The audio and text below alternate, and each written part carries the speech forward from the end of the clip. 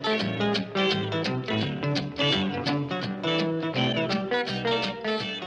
Granny, I realize that back home you are considered a doctor. But this is Beverly Hills. And you are not allowed to practice medicine here in Beverly Hills. Especially the way you practice it. Cutting off a person's hair and burying it in the ground overnight to cast a spell on his sickness. Now, Granny, this is it. No more doctoring. How's that? Very good, Chief. Very good indeed. That should stop, Granny. Fine. Now get up there and tell her. Well, you don't think I'm crazy enough to talk to her like that, do you?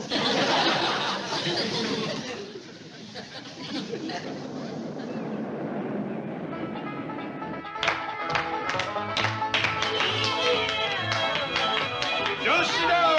Go on, Eddie.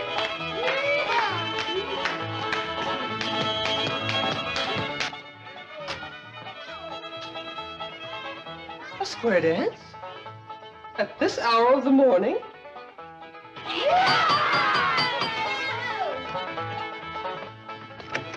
Howdy there, Miss Hathaway. Come in. Howdy, Miss Hathaway. Look who's come out here to help us celebrate the holidays. Holiday? What holiday? What holiday? She can't mean that. She better not mean it. Granny, don't get riled up. Miss Jane is just greening us. She knows what day this is. Well, everybody knows what day this is. Oh, I guess it just slipped my mind. You're gonna feel like a darn fool when I tell you. It's Possum Day. Remember, Niall? Of course she does. Anybody who disremembers ought to be stood up against the wall and shot. Granny, it just slipped her mind for a minute. It'd come back to her when she got downtown seeing the parade. Sure it would. Boy, I can't wait to see that parade. What time do they hold the Possum Day parade out here? Hey, I got a swell idea. We can watch it from Mr. Drysdale's office at the bank. Yeah, it looks right down on the main street. You get a good look at the possum jugglers. Possum? Yeah, that's the fellow. We got a good one back home. He can juggle 3 live possums in the air at the same time, whilst the 4th sits on his head and waves a little flag. How about it, Miss Jane? Can we watch the Possum Day parade from Mr. Drysdale's window? Oh, well, I'm afraid not. Of course not. What's the matter with me? They wouldn't have them banks open on Possum Day. Well, we could just leave early and get good places, couldn't we, Miss Jane? And until then, we're going to have us a hoedown. Come on, Miss Jane. I'm afraid I haven't time now. You see, I really came to deliver a message for Granny. Who from? Mr. Drysdale. I reckon he wants to thank you for curing him of his sickness. Well, it did take a heap out of me, Jed, throwing them spells. What's the message? Well, Mr. Drysdale says to tell you... Yes? Well... He says, Happy Possum Day!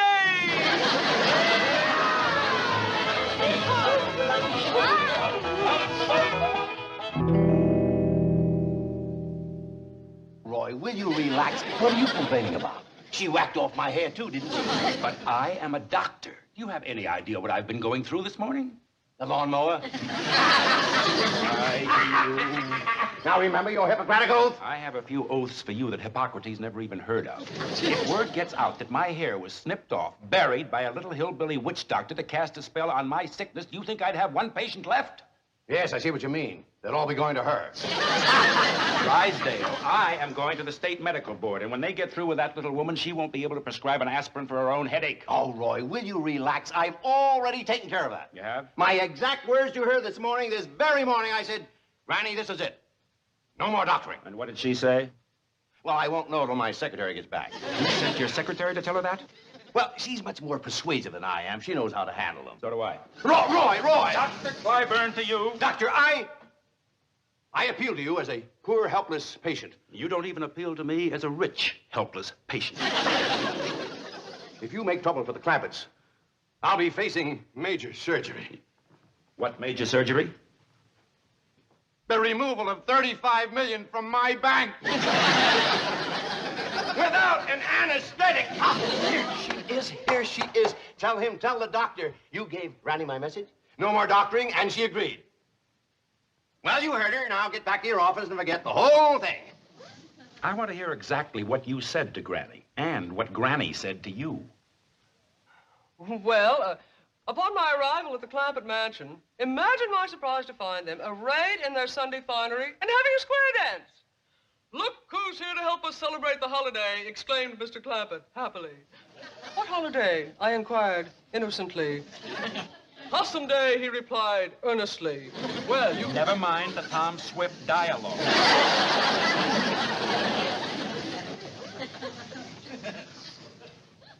Did you tell Granny to stop practicing medicine? Well, not in those words, no. No, she said it in much stronger language. She said... Tell me. And without the adverbs, please. I am a busy man. I still have a medical practice, as long as I keep my hat on. Now, what happened?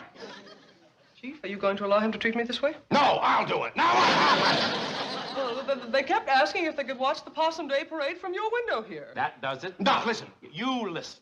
That little woman is a menace to the health of this community. She is going to celebrate Possum Day in the clink. Possum Day? Dr. Piper.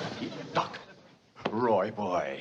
You are constricting my brachial artery with your hemostatic grasp. What? Get your cotton-picking meat hooks off my arm. Look, I'll go see the Clampetts. I'll talk to Granny. I'll give her the message myself. I'll give her an ultimatum. I'll give you 1 hour. Oh, thank you, thank you. You are constricting my dorsal metacarpals.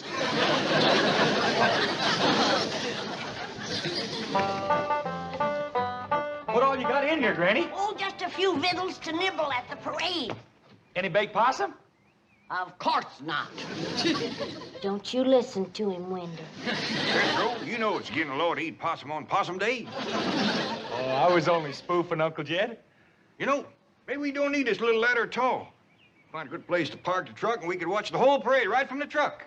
I got a dandy place to park. Whereabouts, Jethro? Right smack dab in front of Mr. Drysdale's bank. You sure that's all right? Well, sure, Uncle Jed. A policeman, he gave me a ticket and said it was for parking there. Doggies, that was mighty friendly of you. I hope you thanked him properly. I sure did, Granny. Why, he said he was just giving me a $5 ticket this time, but next time he's gonna give me a $10 ticket. Always remember that, Jethro. Folks appreciate politeness, especially in a young'un.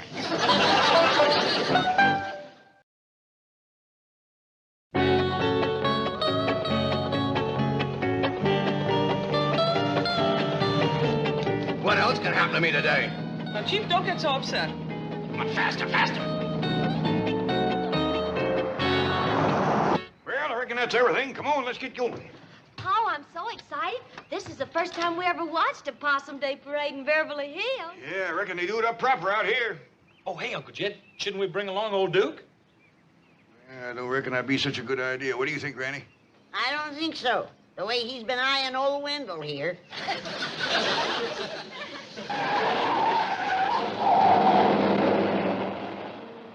It's Miss Jane and Mr. Drysdale. I reckon he's gonna join us for the parade. Wait! Wait! Oh, thank goodness we caught you. Get in. Where are you going? We're gonna watch the Possum Day parade from your bank. Well, I'm afraid there's not... Granny, Mr. Drysdale has something very important to discuss with you. Well, can he wait till after the parade? Yeah, we don't want to miss the possum juggler. That's the best part of the parade. There isn't going to be... I believe the medical crisis can't wait, not even for 1 hour. Oh, yes. Granny, may I speak to you alone? Oh, yes, you go on inside. I'll be right in. Here we are. It's Doctor, and he wants to talk to me about it, ain't it? That's right, Granny. No wonder he didn't want to talk out here. We ain't gonna be late for the parade, are we? No, Ellie. But the morning's going fast. In all the history of Beverly Hills, there has never been a Possum Day parade in the morning. What's the trouble? Granny, I don't know exactly how to say this. I hope you won't be upset. Now, when you've been a doctor as long as I have, there's nothing you haven't heard. Say, Pet does look a little raggedy, doesn't it? You better come on out and let me whip you up a poultice for your head. No, please. No more medicine, especially not today. Mr. Drysdale, a doctor's duty never stops, even on Possum Day. Granny, that's what I'm here to talk to you about. You see, cutting off a person's hair and burying it in the ground to cast a spell is not the approved method of practicing medicine here in Beverly Hills. I don't like it myself, but not having the proper medicine, I had to make do with old-timey ways. But I got enough for a poultice for you. No, Granny, I'm sorry. Well, you'd like to have your hair back, wouldn't you? Well, not after it's been in the ground overnight, no. I mean to grow back. Oh, it will. It'll probably take a month or so. Not if I make you one of my hair-growing poultices. Granny, that's what I'm trying to tell you. You cannot do that anymore. Not out here. I can't, huh? Jed! Come in here! Oh, please, please, don't go back home. Don't leave Beverly Hills. We'll work out something. Yeah, Granny? Remember I whacked off Jed's hair clear across the back there? Yes? Show him what my hair-growing poultice did for you, Jed.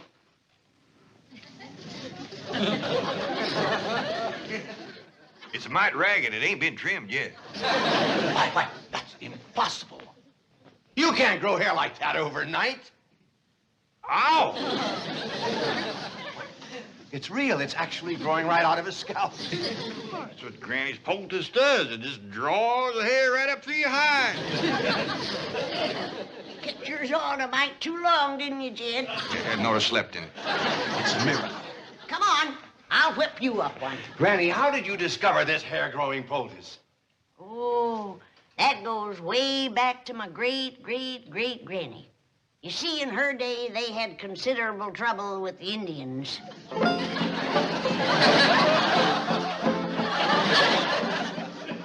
Mayor, Your Honor, it doesn't have to be a big parade. No, just a high school band, a few horses, a few banners. Mm-hmm. My secretary's looking for a possum juggler. He's a possum juggler. Yeah, he juggles 3 live possums are the same as... Hello? Is this the, Acme Theatrical Agency? Oh, fine. Well, we're looking for a possum juggler for a parade. You have a Clarence juggler. Not an actor. A possum juggler is one who juggles possums. Now, we would prefer one who can juggle at least 3 Hello?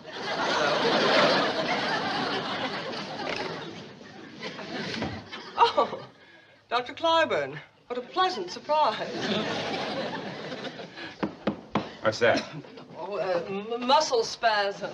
That's what I meant by pleasant surprise. I was afraid I'd have to hobble all the way to your office. Don't do that. It might get worse. Here, let me see your foot. Oh.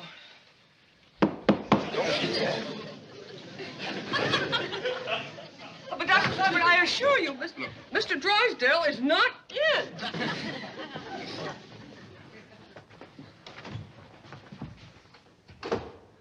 See? Told you. Not here. I wish I could stay out of my office. Have you any idea how it destroys the confidence of a patient to be examined by a doctor who keeps his hat on? Patient gets the feeling things aren't going well. The doctor's ready to skip out of town. But Dr. Clyburn, everyone knows you're the finest doctor in Beverly Hills. Now, don't try flattery on me. Now, what about Granny? Oh, that wasn't flattery. I didn't say it was. I just said don't try it. Now, what about Granny? Did Milburn speak to her? Absolutely. I drove him there myself. Did he lay down the law, tell her no more doctoring, or did he chicken out as usual? Oh, Mr. Drysdale is not one to chicken out. He has an excellent law record. Yes, I've heard it.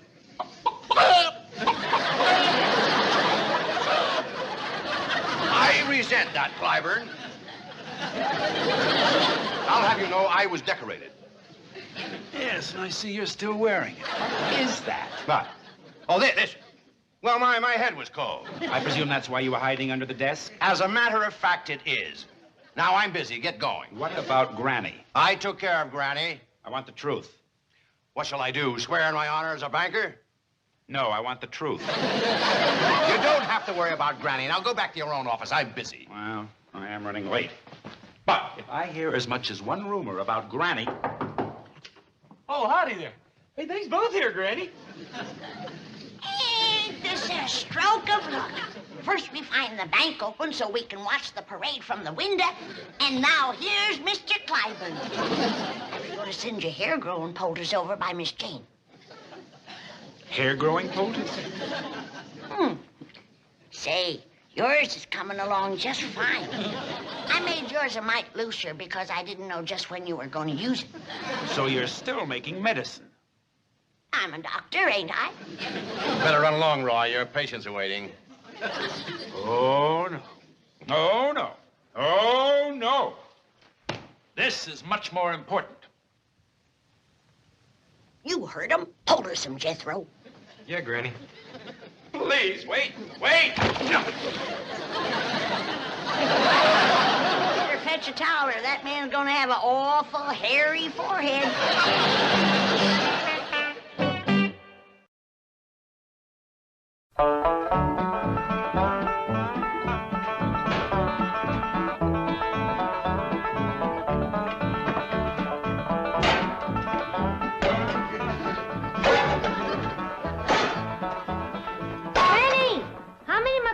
Take back home with me. None that you didn't bring with you. I don't want nothing around that's gonna remind me of this miserable place. Well, how about my skunk? He won't take up no room. Leave him here. Well, he might get kind of lonesome. They ain't got many skunks in Beverly Hills. There's plenty of the two-legged kind. Like that ungrateful, good-for-nothing Clyburn feller. Say, Granny, it's coming on for nightfall. What you say we all get a good night's sleep and we start out for home first thing in the morning? I ain't spending one more night in this Beverly Hills, and that's that. I'm going back home, where folks appreciate you doctoring them back to health and put hair on their heads. That Clyburn fella was plumb ungrateful, was he? Downright nasty. Why, he's claiming that he wasn't even sick when he came here yesterday. He says that Jethro put him to bed against his will. Why, he's even claiming that he's Mr. Drysdale's doctor. You know, sir. I cured them both. Now he's wanting all the credit. Granny, let him have the credit. It ain't that, Jed. But it's the meanness of the man. Why, he yanked my potas off his head and throwed it out the window. Then he poked his finger in my face, and he says he's gonna get after me with a doctor's board. What's a doctor's board? I don't know, but it must be big. He says 4 doctors sat on it. That's when Jethro came in. Right, Jethro? Yes, sir, Uncle Jed. I said, you take a board to my granny, and I'll bust it over your head. I don't care how many doctors is sitting on it. Well, I reckon he was considerable provoked to see that. I was pretty provoked myself, waiting outside. Why, what happened to you? Well, as you know, this policeman gives Jethro here a ticket for parking in front of the bank. A $5 ticket. Well, when a policeman come by and tried to give me another ticket, I said, no, thank you, we already got one. If it's all the same to you, I'll take the money. Well, he commenced to mean-mouthing me, and I said, now, hold on there. If that's the way you're going to be, we won't take your money or your ticket. What did he say to that? He asked me if I want to come down to the station with him, and I said, no, I don't want to miss a Possum Day parade. Well, what did he say to that? He said there wasn't no Possum Day. No Possum Day? That's what he said. These folks don't appreciate nothing out here. Jethro, you call Mr. Drysdale at his bank, and you tell him to send over your Uncle Jed's $35 million right away. We want to take it with us. Yes, Granny. And none of that paper stuff. We want real money, silver. But Jethro, listen to me. There is a Possum Day, and there will be a parade. Mr. Drysdale's working on it right now. All right, Mayor. Now, look, how about this? A couple of elephants, calliope, a few lousy balloons. Is that too much to ask?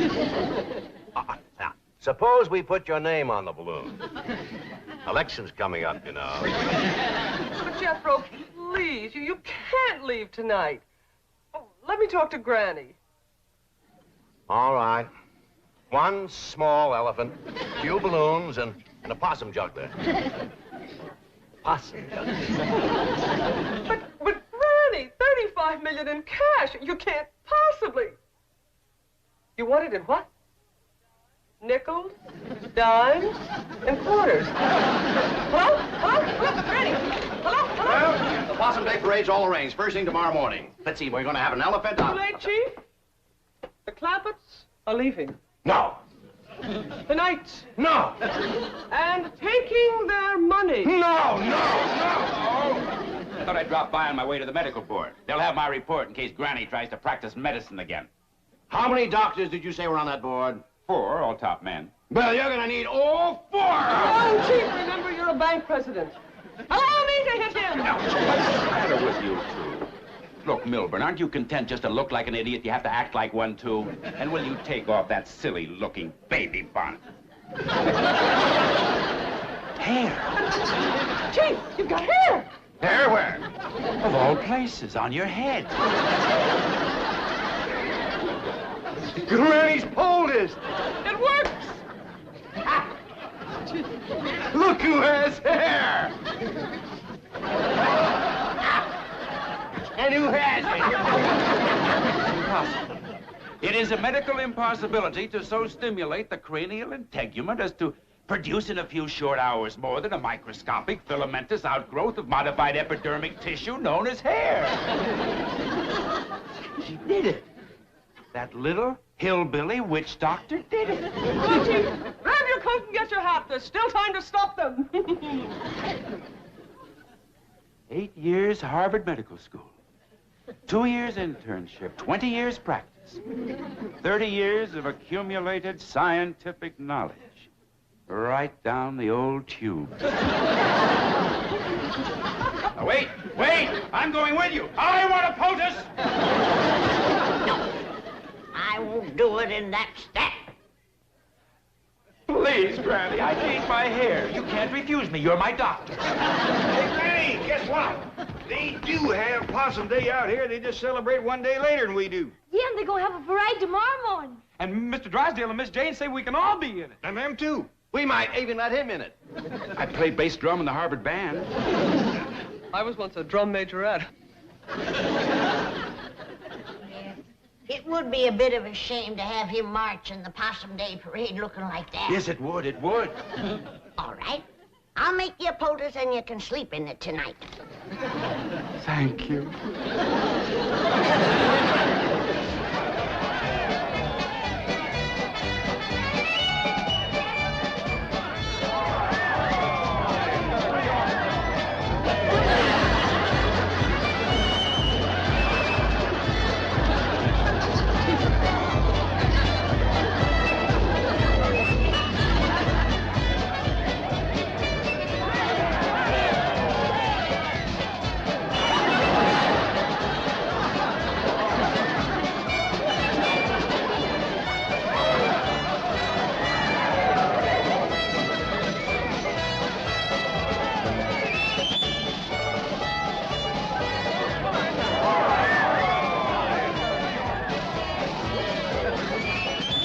Dandy parade, ain't it, Granny? All except the possum juggler, sorriest I ever seen. Boy, she's doing the best she can.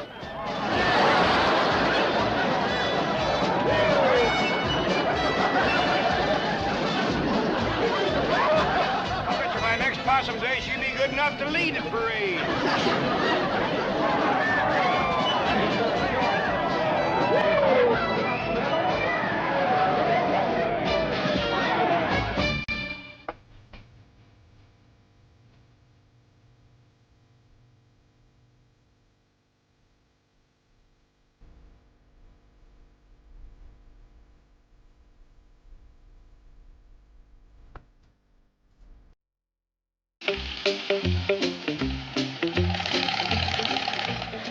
Want me to wait out here, Uncle Jed? No, come on up. Always seems a pleasure, Miss Jane, a heap to see you.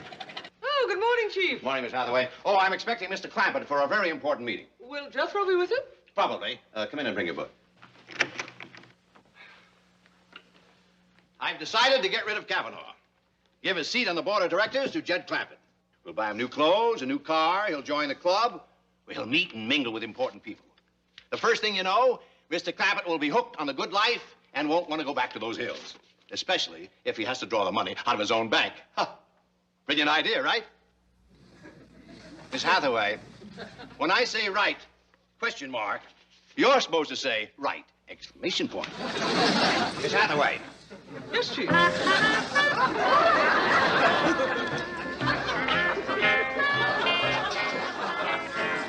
What is that? A wig. I got it for Jethro. Do you think he'll like it? Of course not. It doesn't even look good on you. Chief, always a joke. Look, a bank is no place for frivolity. That's why I'm getting rid of Kavanaugh, our Playboy board member. So take that silly thing off before Mr. Clampett. How are you? Howdy, howdy, ma'am. Howdy, ma'am. Hello there. Hey, why, it's Miss Jane. Well, I'll be doggone. What happened? Your hair's turned white. You been sick, Miss Jane? Look, Mr. Clampett and I have business. Why don't you and Jethro wait in your office, Blondie? Come along, Jethro. Sit down, Mr. Clampett. Thank you. Jethro, I have found that the intellectual approach has a limited appeal, romantically speaking, so I have decided to become a glamour girl. What do you think of the idea? Well, I think it's swell. Oh, thank you. But when are you going to start?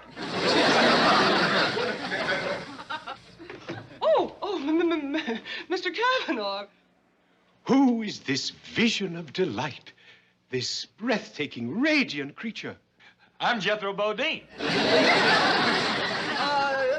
Jethro's uncle is Mr. J.D. Clampett, you know, our largest depositor. He's with Mr. Drysdale right now. Oh, well, I understand old Grumpy wants to see me. I'll take a few laps around the secretarial pool and drop back. Right. Au revoir, ma chérie. Stay as sweet as you are. Yes, sir, I will.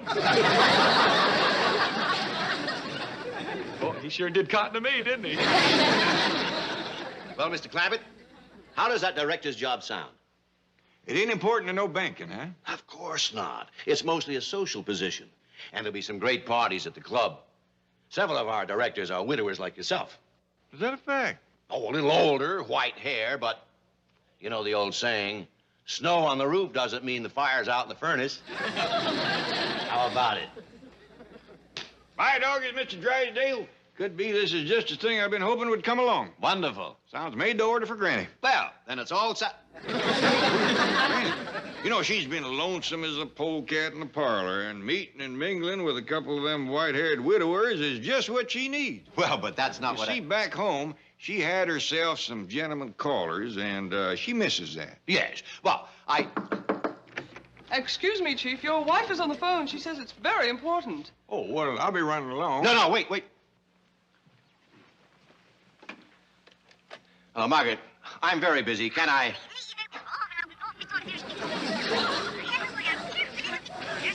Yes, dear, you tell me all about it.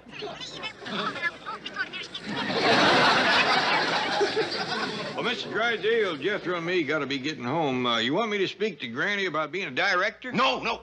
That is, I mean, not yet. You see, we'll take it under consideration. We'll figure out something. Well, you'll hear from me. All right. Bye. Bye.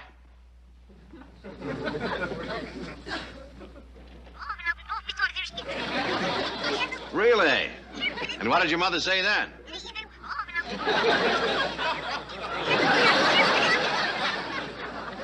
Excuse me, Chief. Mr. Kavanaugh to see you. Clifton, to you, my dear.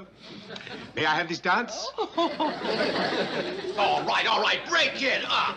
This is a bank, not a nightclub. And you get back to your desk and take that mop off your head. But, Chief, I want to find out if it's true blondes have more fun. Ask one. Kavanaugh, it's antics like this that have cost you... What do you think you're doing? Picking out a date for lunch. Want me to see if she's got a friend for you? Certainly not. I'm a happily married man. Okay. Ah, here she is. Where's the rest of the phone?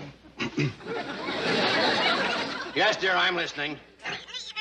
Oh, yeah. I didn't say anything. But you were thinking it. Now, that's the second seat you've lost this bank today. What are you talking about? You have also lost your seat on the board of directors. You're through. Why? Why? For conduct unbecoming an officer, that's why. They're calling you the Playboy banker, the Wolf of Wilshire Boulevard. Really? Stop grinning. Take stock of yourself, man. There you are, almost 65 years old. What kind of a life do you lead? Out with a different woman every night. Parties, champagne, dancing till dawn. Aren't you ashamed? At 65? Are you kidding? Instead of running around with all those young girls, why don't you find some woman close to your own age and settle down? Find real happiness and contentment as I have.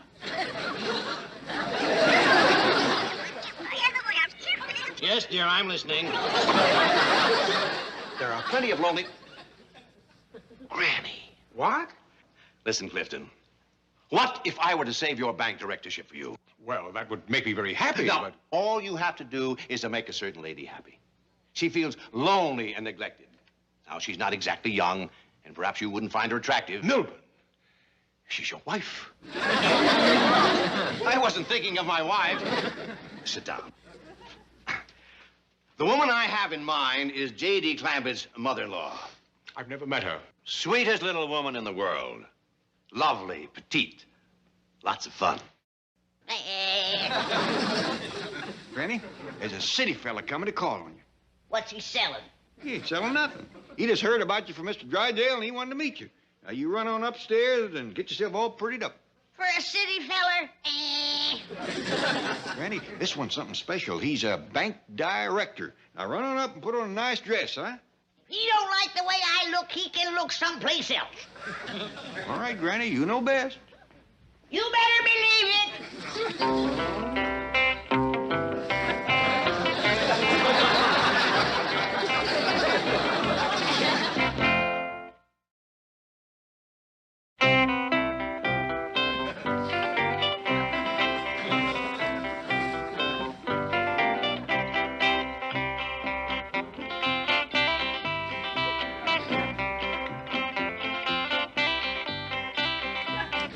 What you doing, Granny?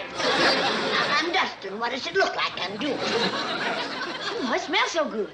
That's lavender furniture polish. Ma, you sure are gussing up for housework. Well, I'm trying to set an example for the rest of this family. What if we was all of a sudden to have company? Us? What kind of company? Any kind. Supposing a bank director was to drop by. A what? Hey, Ellie, Uncle Jed says for us to get cleaned up. There's a bank director coming by. See? What did I tell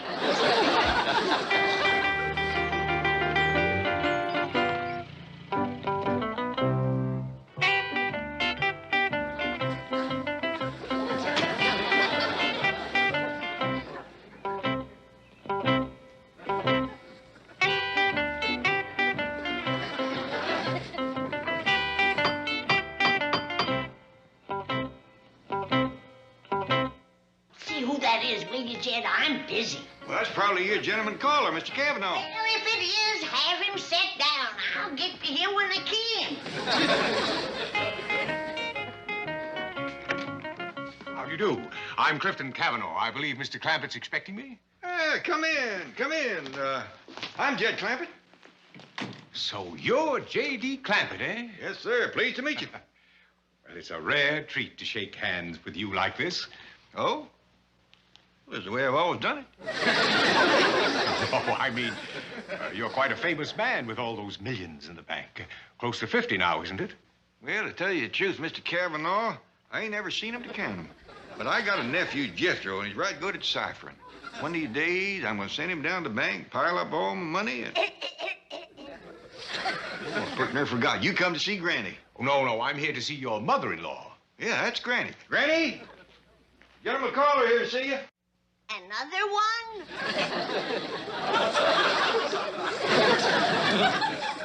Granny, this here is Mr. Clifton Cavanaugh, and he has been wanting to meet you. Well, you ought to told me he was coming. I'd have got fixed up a little. Yeah, I'm sorry about that. Well, I'm going to leave you two alone. There's a nice warm fire in the parlor. So, you've been wanting to meet me, have you? Yes. And now that I have. Au revoir. Hey, that's the wrong way. The parlor's in here. I dare not trust myself alone with you, you enticing creature. Going somewhere, Cavanaugh? Yes, as a matter of fact, He don't trust himself alone with me. Neither do I. That's why I'm here. Howdy, everybody. Hello, Jethro. Well, Cavanaugh, I'm glad to see things are going so well. Yes, I was completely enchanted from the moment I laid eyes on this captivating creature. That's true, Mr. Drysdale. He locked me right off. Make yourself scarce. Go chop some wood. But I just put on my good clothes. Go take them off. But I put them on to see the company. You've seen the company. Now go take them off. That fella probably wants to talk to me. He thinks the sun rises and sets in me. Get out! Boy, everybody orders me around. There's a nice fire in the parlor, Mr. Cavanaugh. Clifton to you, my dear. Well, that sounds perfectly wonderful, but it's getting late, you see, and I have to dress for dinner. Where are you taking Granny for dinner? Granny? Any place you say, Clifton. There's nothing I'd enjoy more than taking you to dinner. However, unfortunately, I already have a dinner date with my aunt. Dear, sweet, old Aunt Phyllis. She's been looking forward to it for a long time. Then there's no problem. You can take along Mr. Clampett for your aunt. That'll be just dandy. A nice foursome. Yes, it would be. My car, though, only holds 2 people. Then take mine. It's very nice of you, Milburn, but I promised Aunt Phyllis a ride in an open car. The dear old girl loves to look at the stars and the bright lights. Then we can take ours. It's as open as they come. Well, then, it's all settled. I'll go speak to Mr. Clampett. Oh, wait. Mr. Clampett might not like Aunt Phyllis. I've seen some of these dear, sweet old aunts you take out to dinner. Mr. Clampett will adore Aunt Phyllis. Will you stop calling me Aunt Phyllis? I just want you to get used to it so we won't make any goofs. You'll never top the one you've already made. Please, this is the only way I can save my seat on the board of directors. Oh, but Cliff, I've been looking forward to this date for weeks, and now it's ruined. No, it isn't. Now, these people go to bed with the chickens. They'll probably fold by 8 o'clock, and we'll dance the rest of the night away. Oh, come on. Nobody in Beverly Hills goes to bed at 8 o'clock. Wait till you see these two. My date has got to be 75 years old. They call her Granny. You'd better be telling me the truth, Clippy. How would I lie to my own aunt?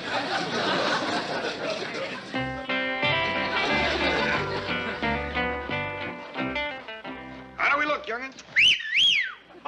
Dog, you two are sure gonna cut a deep rut tonight. You'll be staying out real late? I don't hardly think so, Ellie. Judging from Mr. Cavanaugh, his aunt must be well along in years. As far as that's concerned, he looks like he's waded as deep as water, too. I don't know, Jed. He still might have a little snap left in his garters. Where are you going, Granny? I'm gonna put a little vanilla extract behind my ears. If he's still got it, I aim to get it. Well, Granny sure is happy, ain't she, Paul? For a fact, Ellie, ever since she met that fella, she's been grinning like a butcher's dog. I bet you that's your date. Well, Jethro, you get Granny. Oh, howdy. Come in, come in. Thank you. Aunt Phyllis, this is J.D. Clampett. How do you do? Pleased to meet you. My doggy, you are the youngest looking aunt I ever did see. Not as young as that Granny. Oh, this here is my daughter, Ellie Mae. Howdy. Howdy. Yonder's Granny. Howdy, Cliffy. Are you ready to kick up your heels? You bet I am. Where's your aunt? Right here, Aunt Phyllis. This here's Granny. Your aunt? Right. Rather well preserved, isn't she? She sure is. Nice looking jar, too. There's Jethro. I told him to fetch the truck around for us. Truck? Good night, Ellie. Get to bed early, will you? I will, Paul. Have fun now. Night. We'll try. Are you serious about taking that old wreck nightclubbing? Yes, I am. And that's no way to talk about your own nephew. Aunt Phyllis?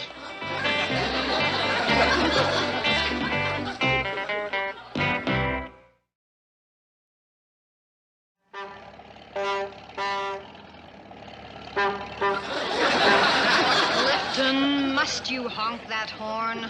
In view of the fact that we have practically no brakes or lights, I think it advisable. I reckon you must be enjoying this, Aunt Phyllis. Me? Your nephew told us how fond you are riding in the open. That's why we brung the truck. I don't know how I'm going to repay him for tonight. Oh, just forget about that. Treats on us fellers. Where you fellas figuring on taking us to eat? Well, how about the Coconut Grove? We's all dressed up. Let's eat inside. Grove is a famous night spot. Oh, one of them. We had a cottonwood grove like that back home. And you could hardly get in there at night for the park buggies. Remember that, Jed? Granny, I reckon it's a little too early in the evening to commence talking about things like that. You'll have Aunt Phyllis blushing. I've been blushing since we started out. Can't we go someplace and eat quickly? I'm all for that, Phyllis. I'm hungrier than a woodpecker with a sore beak.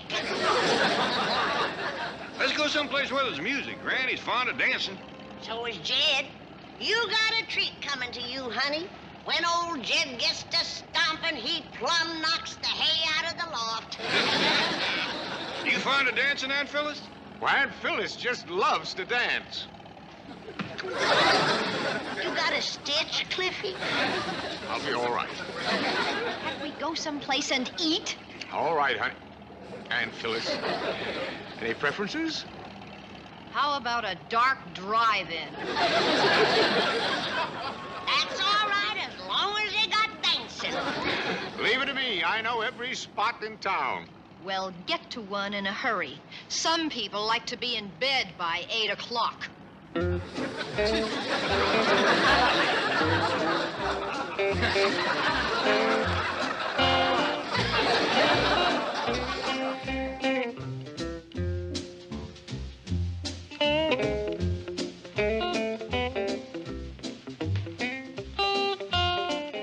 Are you sure you want this table in the corner? Yes.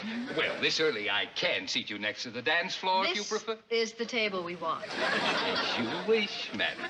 There ain't much business. Are you sure the food's good in here? Yes, madam, yes. I don't see no truck drivers. That's always a good sign when the truck drivers eat at a place. Granny, I reckon it's a mite late for truck drivers to be eating. It's getting a bit late for me, too. Can we order, please? Cocktails before dinner? What do you say we have champagne? All right with me. I ain't choicey. Phyllis? Anything. Fine with me. Richelieu 59. Extra dry? I am. Extra dry. Thank you, sir. There's a dance floor. What do you say we work up a little appetite before supper? Well, there's no music yet. Oh, that don't need to stop us. I brought along Jed's harmonica. Please. Oh, you play the harmonica. That's just dandy. You and Jed can take turns. And while you're dancing, I'll play the water glasses. Lippy, what do you do? Well, I have a feeling that tonight I'm going to do a lot of drinking. What's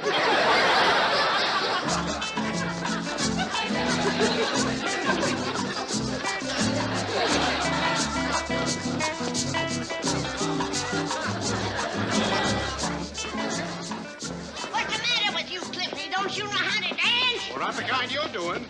I believe this is supposed to be a bossa nova. Oh, no, this is a Blue Ridge barn burner. I'm afraid I don't know it. Hey, Jed, come on up here and show this city dude how to do the Blue Ridge barn burner. Just a minute, Granny. You feel like dancing yet? Aunt Phyllis don't feel like dancing yet.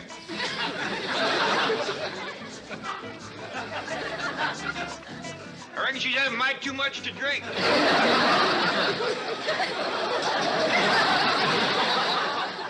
that's it, all right. Anything I can do to help you, Aunt Phyllis? I don't suppose you carry a revolver. You all right, Phyllis? I may never be all right again. It beats me how anybody can get juiced on that soda pop. Ain't got no wallop at all. I've tasted well water that had more. Hey, a little dancing might make you feel better, Aunt Phyllis. No, thank you. Anything you like? Yes, I'd like a few moments alone with my nephew. Well, come on, Granny. Let's show him how to do the Sibley side buster. Now, Phyllis, I know what you're going to say, and you should be ashamed. For what? For using such language. Crazy about you. Crazy, period. How can that old goat be so important to your bank? Honey, that old goat has almost $50 million in our bank. He's our largest depositor. You see, they struck oil in his place back in those hills, and those millions just keep rolling in. So you see, Phyllis, he's really the backbone of... May I cut in? You feeling better, Auntie? Oh, I feel great. Go to it. You know the Sibley Sodbuster, do you? Oh, no, but I'll learn. And I'm going to show you a few things along the way.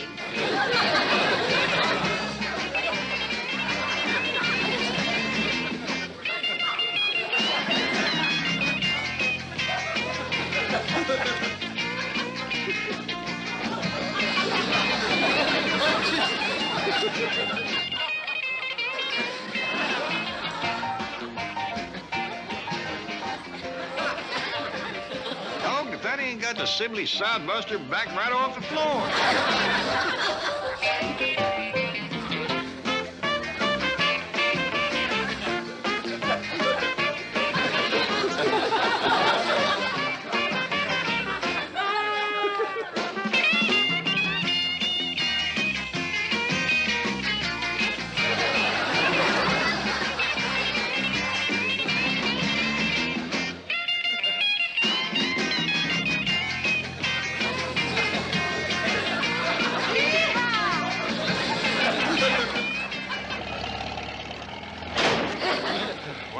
Where are we? Home. 3 o'clock in the morning. Well, Mr. Clampett, we certainly painted the town. Where are Phyllis and Mr. Clampett? We left them off at the Watusi Go-Go. I better get on over there. Oh, they someplace else by now. They was gonna dance their way right down the Sunset Strip. Could I have a cup of coffee? Sure, come on in. Maybe you'd rather have a glass of warm milk. Yeah. Sounds great. Party pooper.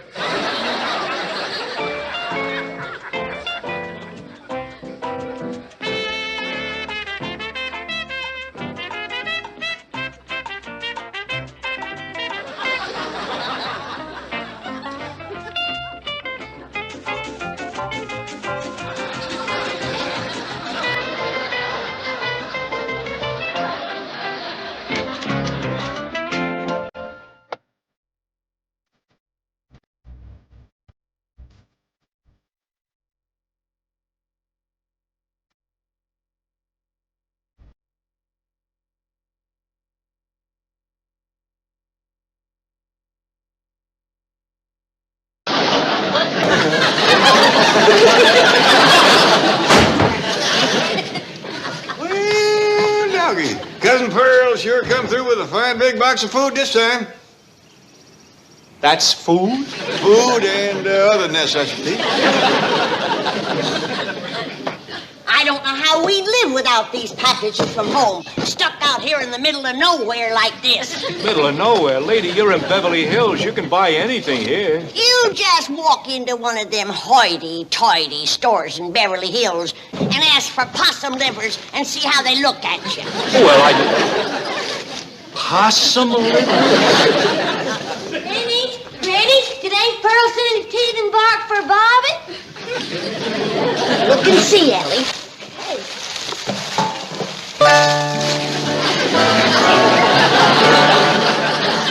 I'm not hanging around here to see what comes out of there next. Oh, would somebody sign this for me, please? I don't think the company would accept your signature. Okay, I'm going.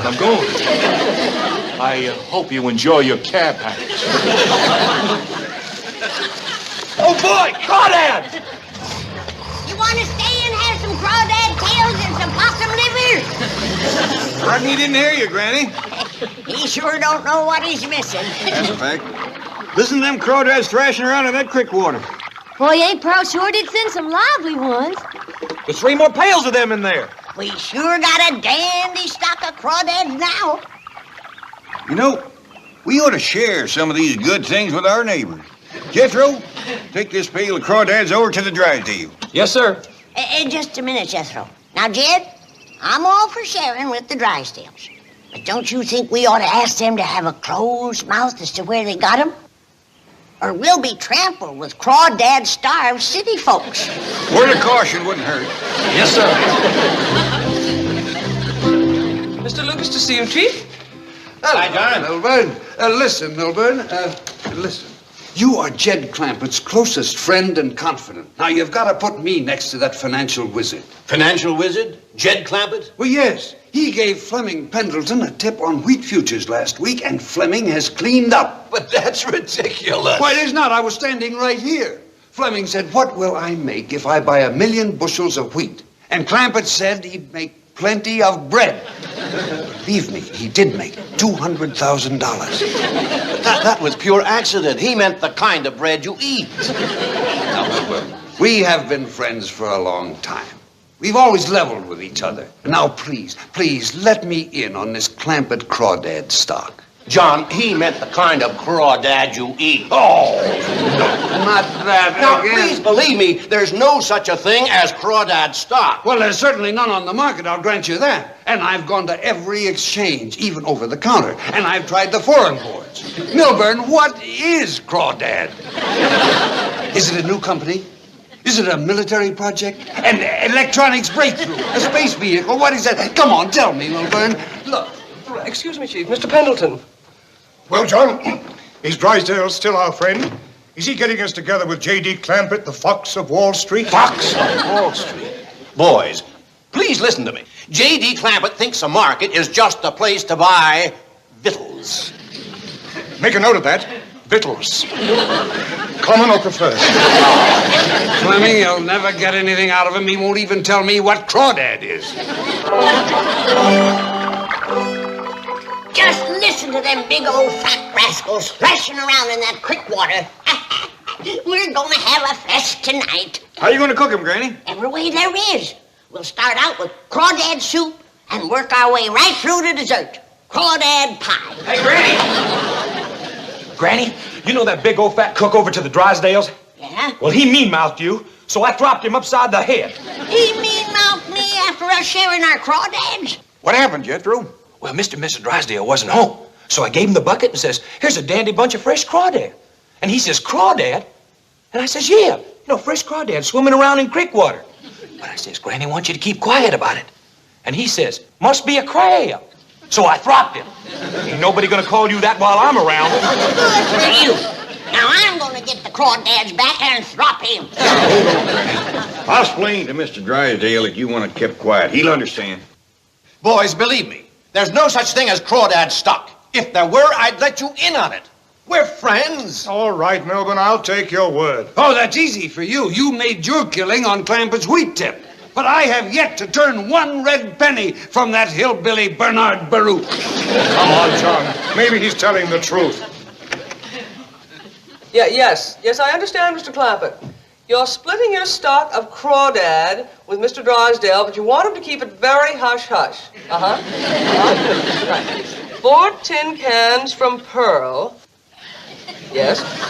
Keep the crawdads in creek water until needed. Right. Thank you, Mr. Clampett. I'm sure Mr. Drysdale will be thrilled. Goodbye. Oh, gentlemen, I didn't see you. Oh, we didn't hear anything. Not a thing. You know something, Granny? These newspapers that Pearl uses for packing and wrapping is just about my favorite part of them packages from home. What's new, Jim? Anything exciting? You bet. Look at that headline.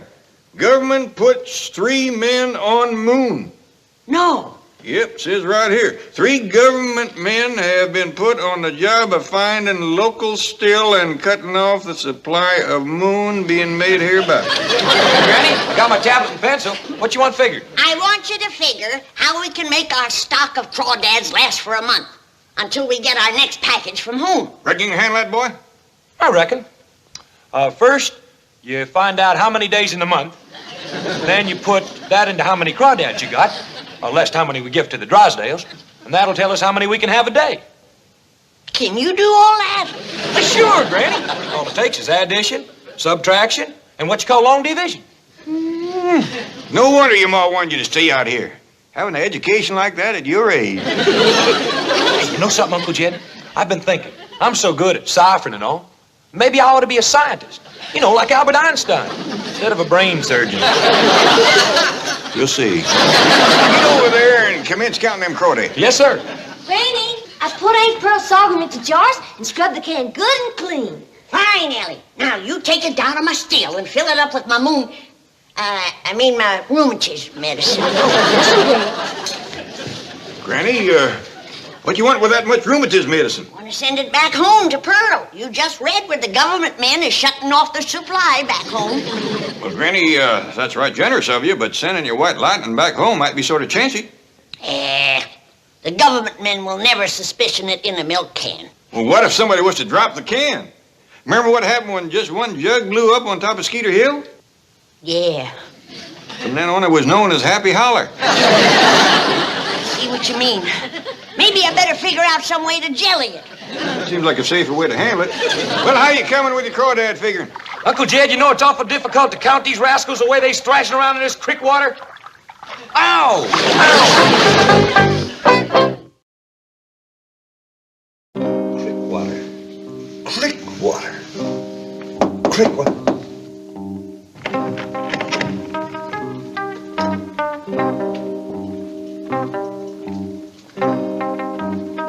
Who is it? Fleming.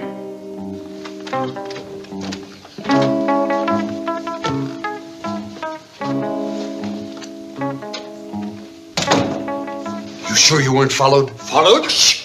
John, what goes on? Fleming, we may have stumbled onto the most important project since the development of the nuclear-powered submarine. You mean crawdad? And you found out what it is? I'm getting close. And no wonder it isn't listed on the stock exchange. It is a highly secret military project of enormous scope. Really? How did you find out? I didn't find out. I figured it out. Don't forget, I was in military intelligence during the war. What is a duck? A duck? It's a bird that lives on land or water. It is also a military vehicle that lives on land or water. What is a hound dog? It's a hunting dog that tracks game. It is also a military missile that tracks its game. And that brings us to crawdad. Well, there, you've got me. To be absolutely sure, I looked it up. It is a crayfish. Well, what is a crayfish? An armored amphibious crustacean capable of maneuvering on land, through the water, or under the water along the bottom.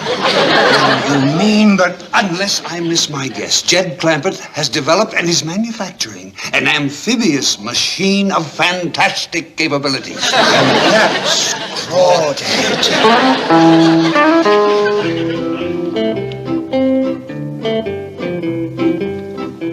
Jethro, you got it figured out how many crawdad I can cook a day and make them last a month? I'm working on it, Granny, only it's hard. Because this here ain't the first of the month, so I gotta take an average. Let's see. 30 days has September, April, June, and November. All the rest have 31, except February alone, which has got 28, until leap year makes it 29. And this here is leap year. Only it ain't February. Look what I got. Hey, albino possum. Why, they're scarcer than hen's teeth. The critter doctor says that they ain't no more than 3 or 4 born out of every 500,000 or 600,000 possums. 30 days goes into 600,000 possums. I'm counting possums! You're supposed to be counting crawdads. Get at it. But, Granny, this here is high arithmetic. For all I know, it might even be algebra. What's algebra? It's something that Einstein done. Only I bet you he didn't have to do it with his kinfolk talking possum on him. Ellie Mae, take your white possum outside. Then join me in the pantry while I try to gel my white lightning to send to Pearl. Yes, Greenie. Let's go, Mickey. Jethro, it's only 3 or 4 hours to supper, and I'd like to cook up 10 or 15 crawdad. 4 hours goes into 15 Dean Crawdad. Crawdad.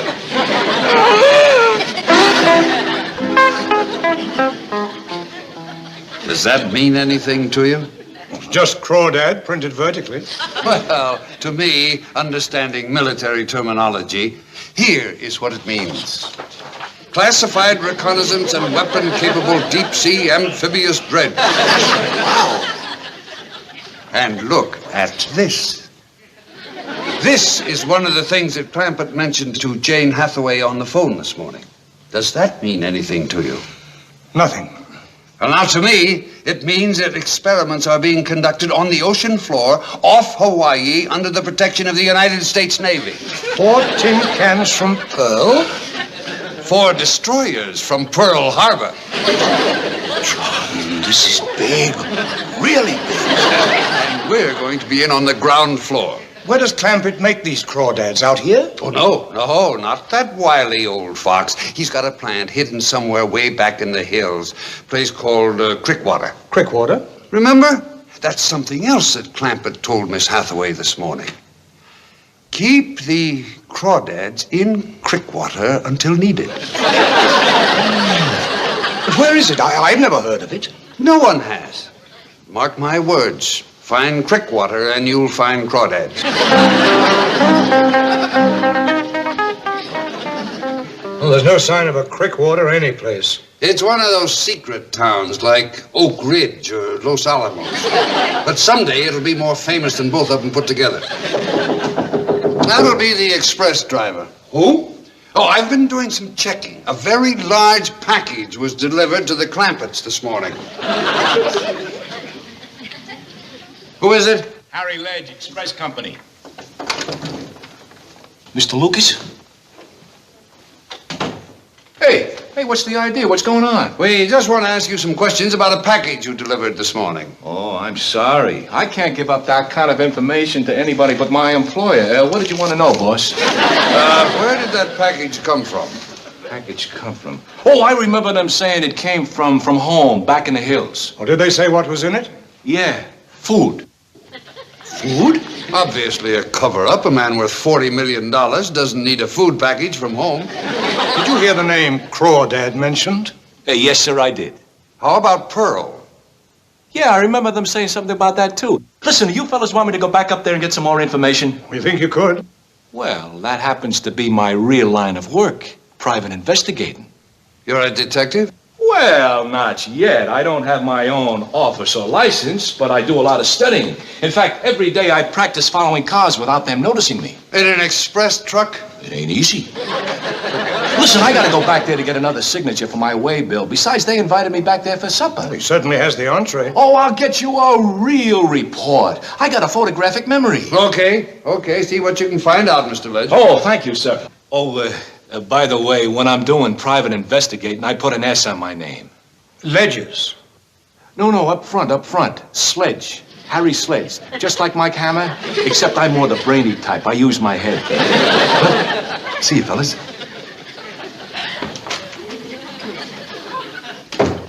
Brainy, that's the closet. I was just casing the joke. See you, fellas.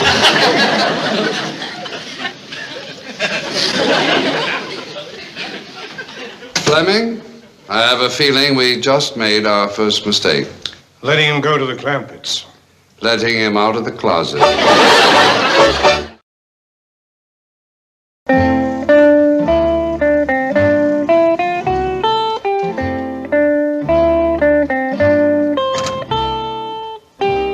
you know any details of the altercation, Chief? No.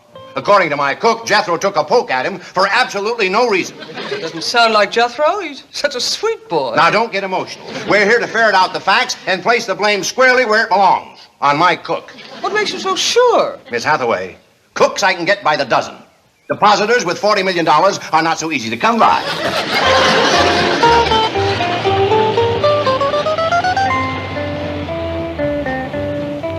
Looks as though the Clampetts are receiving a large gift from someone. If it's Hacker from the Merchant's Bank trying to steal their account, I'll... Hi. What is it, driver? What do you want? Do you have something for the Clampetts? Well, as Mike Hammer would say, who's asking? I am Milburn Drysdale. Big deal. See here, driver. The name is Sledge. Harry Sledge. Well, mind your manners, Sledge. Button your lip. Beautiful. You should be reported to your company. I'm sorry, doll. I got carried away. What are you delivering here? Nothing. I just got to get a signature from one of the Clampetts. Then take it around back to the tradesman's entrance. Okay, Mac. See you later, gorgeous. Impertinent fellow. Yes. No, you mean yes. Howdy there, Miss Jane, Mr. Drysdale. Come right in. I hope you'll stay to supper. Granny's going to fix crawdad. Quick as Jethro figures how many.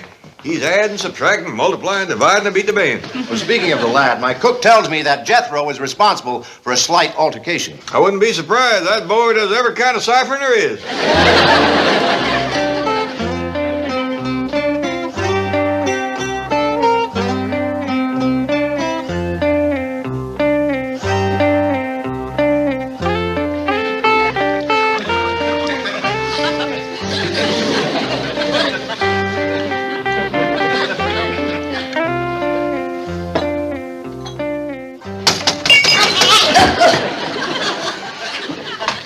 Hi. Howdy. You pert near made me drop this. And if I had, it would have blown us all to kingdom come. What is that? White light. You government man? Oh, no. I'm from the express company. I brought your package from home, remember? Oh, yeah. My eyes kind of missed it up from the fumes. This is powerful stuff. What is it? Promise not to tell. It's my white lightning. I gotta figure out how to jelly it up to send it to Pearl. Jethro? Jethro, your Uncle Jed's calling you. Yeah, Granny. Have you figured out how many crawdads we can take out of that creek water every day? Not yet, Granny. But I'm getting there. Regular Einstein, that boy. Set a spell. I gotta get on with this experiment. The government's already put 3 men on the moon. They're liable to put more.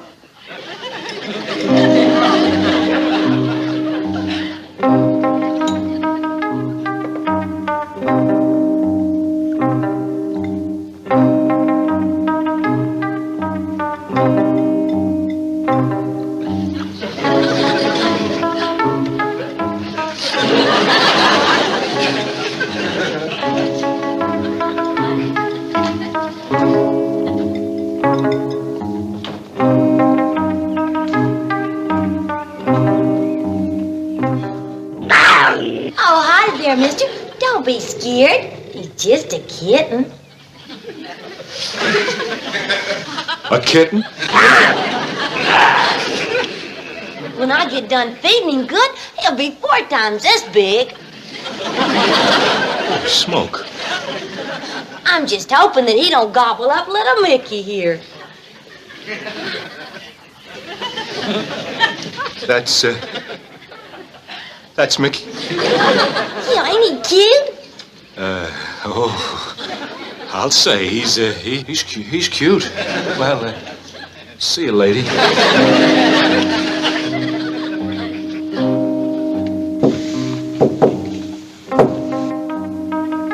Password. Creek water.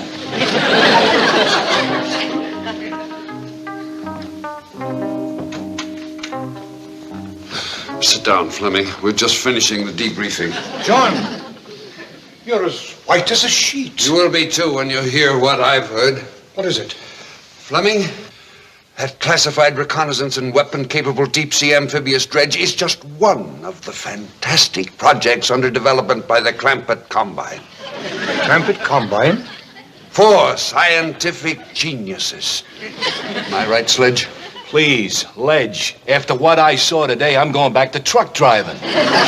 What is it? What are they up to? The moon. What? Word of honor.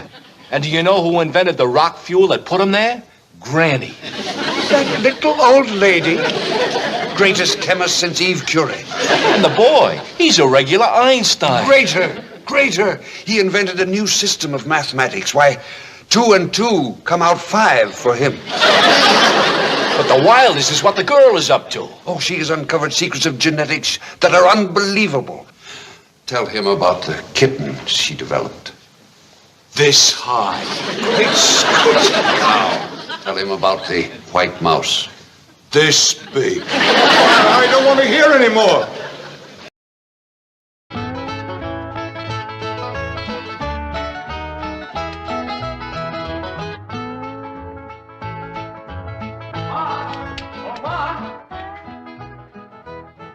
Here you are, Ma. Sign's all ready to put out front. Doggies, that's nice.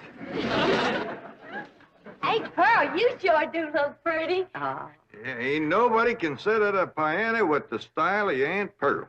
Hey, Pearl, where'd you get the cookies? Did Granny make them for you? No, I stirred them up this morning before she got up. Granny's gonna whomp you for getting into her kitchen. I didn't bother her none. Gee, what do you think of my prices? Yeah, is that what you've been charging at home? No, but Beverly Hills is full of millionaires and movie stars, so I figured I could double them and get away with it. I reckon you might can. I don't recollect seeing one sign in this whole town advertising yodeling lessons. It does take a special knack, yodeling does. Oh, let it yodel.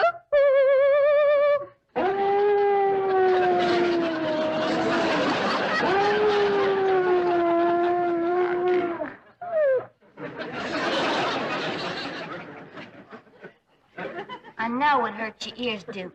Pretty soon me and you's gonna take a nice long walk outside. These your cookies, Pearl, that I found in my kitchen? Yeah, Granny, are you gonna whomp her?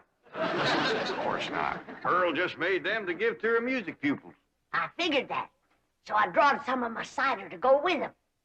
Well, now, ain't that nice? Looks like you two ain't gonna fight no more. Oh, shucks. Now, you give a cup of this to every one of your pupils, Pearl. Well, thank you, Granny.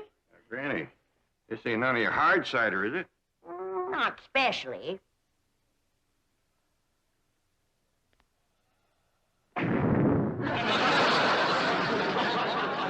See?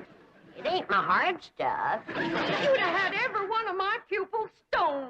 Well, if they're gonna sit here and listen to you, they ought to have something to numb them. Now, you listen to me just a doggone Hot minute. diggity dog days at it again. Jethro, you and your ma take the sign and go on, take it out front. Ellie Mae, you and me is going to pick the chairs and put them in the front hall there for Pearl's pupils. Granny, you pour that cider back in the barrel. Gentle. We don't want to blow up all of Beverly Hills. Come on, cider, back to the still. If her singing goes stone 'em, her cookies will. Surprising what a little cement will do in the cookie batter.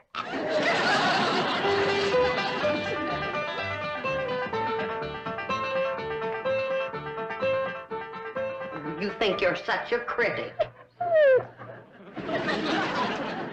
Well, just for that. Oh, lily, oh, lily, ooh.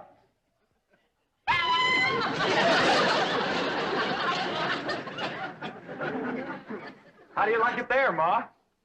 Well, it's too far from the street.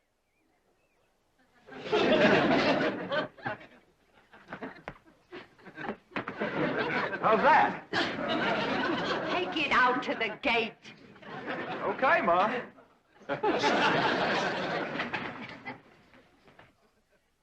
Ellie Mae, your Aunt Pearl would like you put on that pretty new dress that she made for you, and when the folks comes in for the lessons, you give them their numbers. What numbers? Well, Pearl wants everybody to take a number when they come in.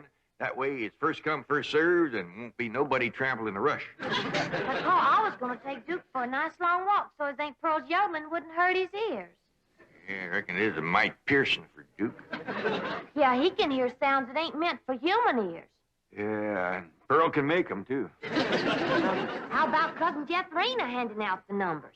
Well, Pearl wants Jethrine to be playing and singing as an example of what her teaching can do to a person. Come and get it, boy. Well, how about Granny? I reckon things will go a lot smoother if we keep Granny away from Pearl. Where's old Duke? I gotta use that soup bone for him. Well, I ain't seen him, Granny, but it ain't like Duke not to come when you call. Give me the bone, Granny. I'll find him. What about Pearl's number? Well, you give him out till I get back. I gotta find Duke. You know, my born days, I ain't never seen a young'un as wild about critters as that one. She likes them all. Dogs, cats, squirrels, owls, eagles. I bet she'd even be friendly to a bat. She is. Speaks to Pearl every day. That's fine, Jethro. Now, you stay out here with the sign. You got your speech memorized? I think so.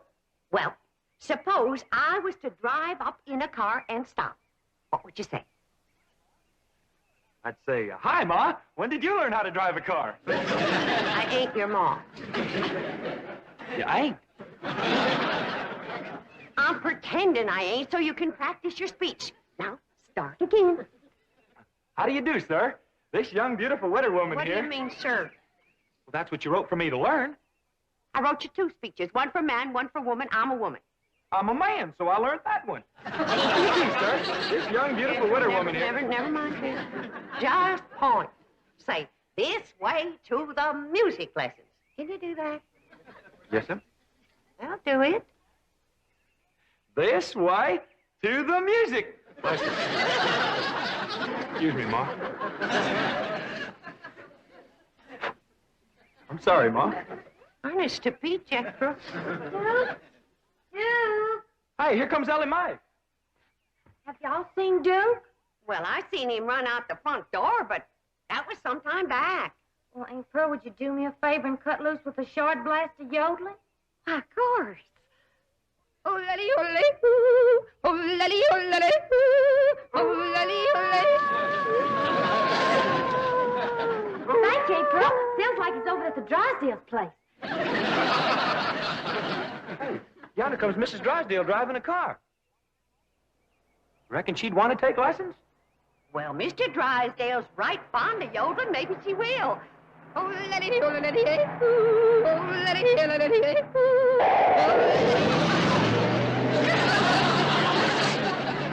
Tried to stop. Partner went off the road trying. Well, that's what you get for trying to drive and close the windows at the same time.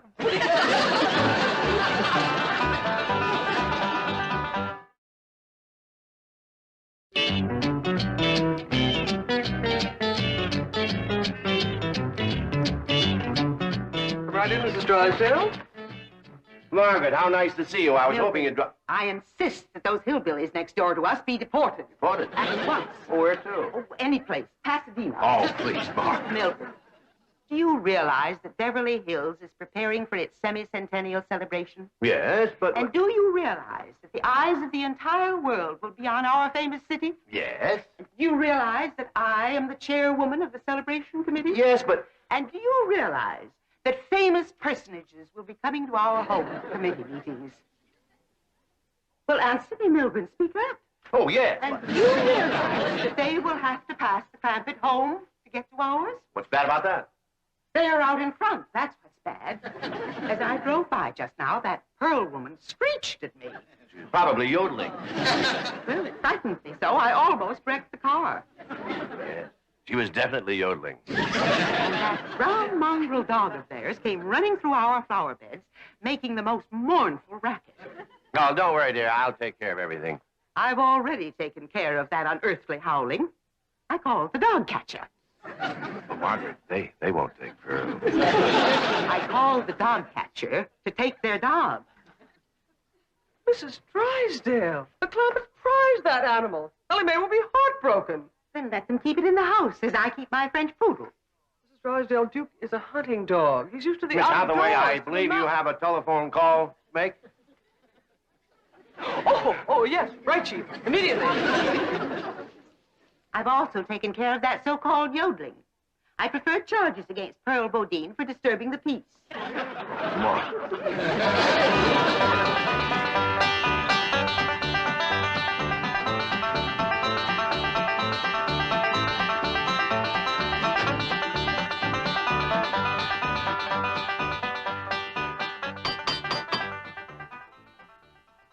Ellie Mae, they're starting to come. Hurry, they're the playing and the singing. Okay, Ma. Jethro, you're supposed to be out front. And them cookies is for my students. I got hungry. Hey, Clint. I reckon Ellie's out looking for Duke. I'll hand out the numbers for you, Pearl. Oh, Jed, start with the 20 or something so it'll look like we're doing a big business. Enjoy your free cookie, and you had a very good lesson. Well, Mom! Next. Are you Mrs. Pearl Bodine? Widow Bodine, they call me. Are you the one who's been doing the yodeling? That's right. Give him a number. There you are. This is my cousin Jed. Ah, happy to meet you. And that there's Granny. Here you are, mister. A little cup of cider. You're gonna need it. That's one of my best pupils. Come along. Come on. Come on in.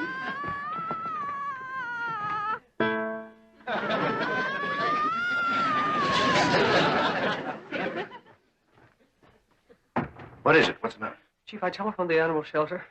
They get Duke? Yes, and Ellie saw them. She followed them all the way to the shelter and proceeded to, and I quote, beat the living daylights out of the entire staff. Get over right away. Right, Chief.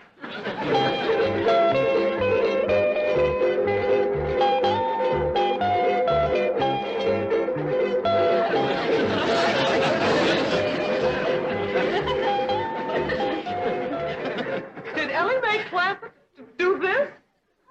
If you mean that wildcat in blue jeans, she sure did. She clobbered me with a bone this big. Such a shot she gave. The Dodgers are still looking for a power hitter. We have found her. Where is she now? She's in the cage, back there. You thrust that child into a cage like an animal? Heck no. She climbed in to be with her dog, and we slammed the door and ran. I will assume full responsibility for all costs and damages. Release her immediately. You release her. I wouldn't go near her without a whip, a chair, and a pistol.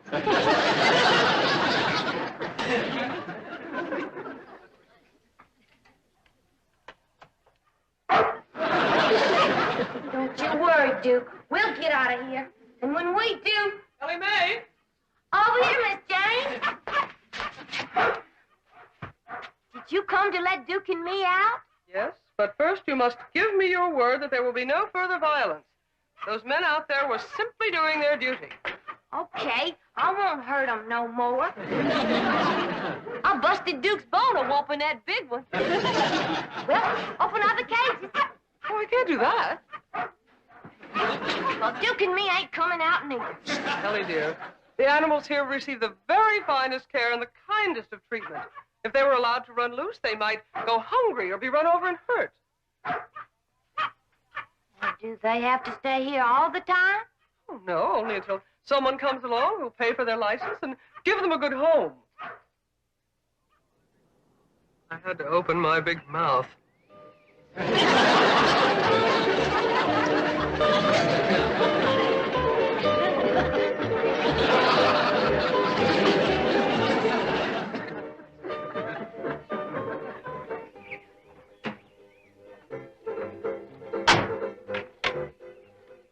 Bye. Goodbye now. You come back, you hear? Thank you very much. Thank you. Everything all right, Sarge? Just great. The nicest bunch of people I ever met. Yodelity-o, yodelity-o, yodelity-o, yodelity-o, yodelity. Sarge, you haven't had a nip, have you? Of course not. Just a friendly little sup of cider. A cup of cider. I'm taking you to the diner for a cup of black coffee. Don't be ridiculous. Maybe you'd better. I just saw a car and I can swear there's a dog driving it.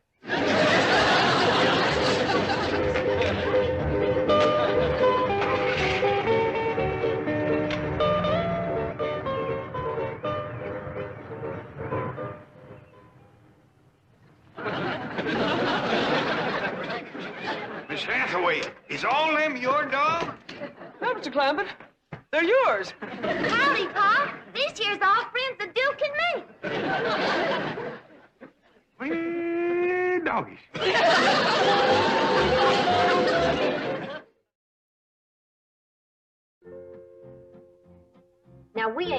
no more slapping, nor biting, nor scratching, nor spitting.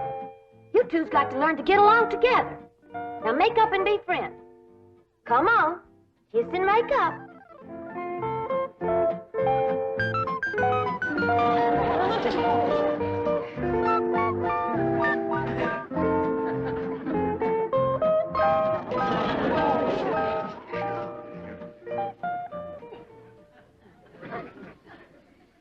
Ellie Mae, I think I got a job I'm going to turn over to you. What's that, Paul? See if you can get Pearl and Granny to stop biting and scratching at each other. Folks is a lot harder to handle than critters, Paul. That's the truth. Now, you better get all your dogs and cats outside, because the house just ain't a place to keep them. Help! There's a big rat after me! Help! Save me from the big rat! This here's a dog, Jethro. Don't be scared. Shame on you, Samson. You're always bullying somebody. Baby's screaming. What's wrong? Nothing. She's all right. One of them dogs scared me, Mom. Oh, well, there, baby. Don't you cry. Don't you cry. I tell you, Jed, this house is full of cats and dogs. How am I going to give Mom music lessons? Well, Ellie Mae's just fixing to take them all down by the cement pond, ain't you, Ellie? Yeah, Paul. I'll just run upstairs and put on my bathing suit. We'll all go swimming together. Yeah, but Ellie Mae was supposed to help me handle my music pupils. Well, it don't look like he's exactly swamped, Pearl. No, and I can't understand it. I even cut my prices.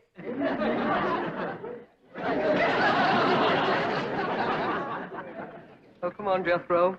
Just a short ride? I don't think Ma'd like it. She said somebody's got to stay here with the sign. Just a short ride. It's such a beautiful day. Gee, I'd sure like to, but I dasn't. All right. I'll tell you what. I'll let you drive my car. Hot diggity dog, that does it. I'm going.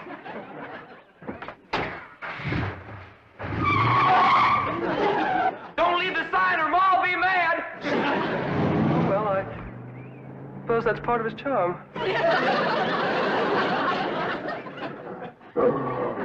Dang if you ain't the biggest thing I ever did see that wasn't pulling a wagon.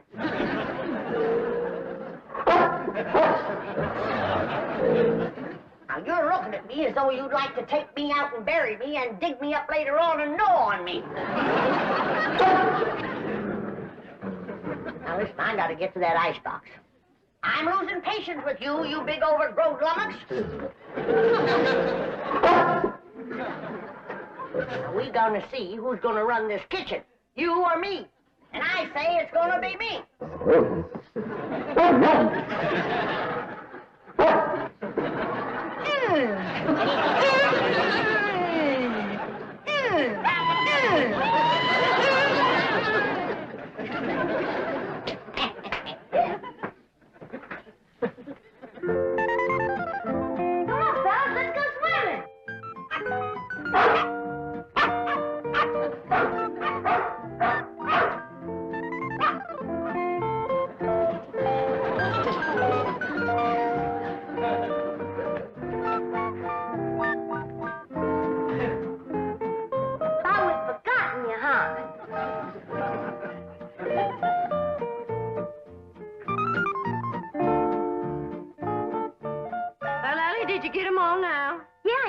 Well, thank goodness. I'll be surprised if I got any voice left after all these carryings on.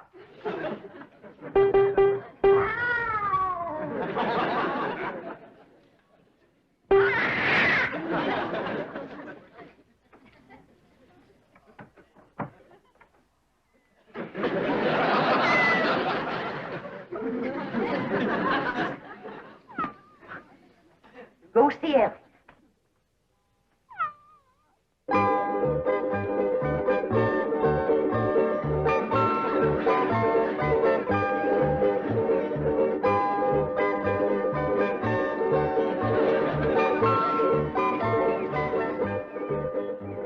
Rusty, now that you and Skippy's such good friends, I bet you'd like it fine if you could swim, too. There ain't no reason that cats can't swim just as good as dogs. Jethro. It ain't nothing to it. All you gotta do is hold your head up out of the water and all your feet are kicking. Just like Skippy's doing, see? There's what you call the dog paddle. But for you, we'll call it the cat paddle. Water ain't nothing to be scared of if you know how to swim. Watch, and I'll show you how to do it.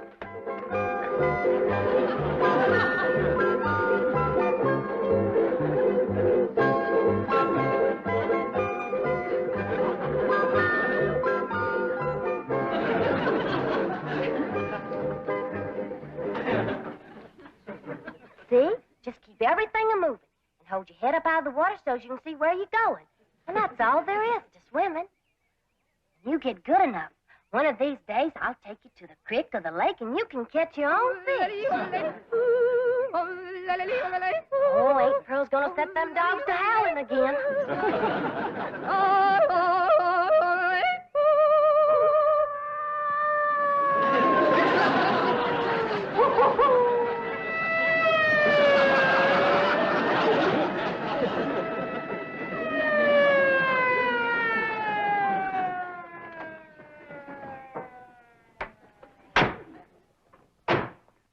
No, Sarge. I'll handle this complaint.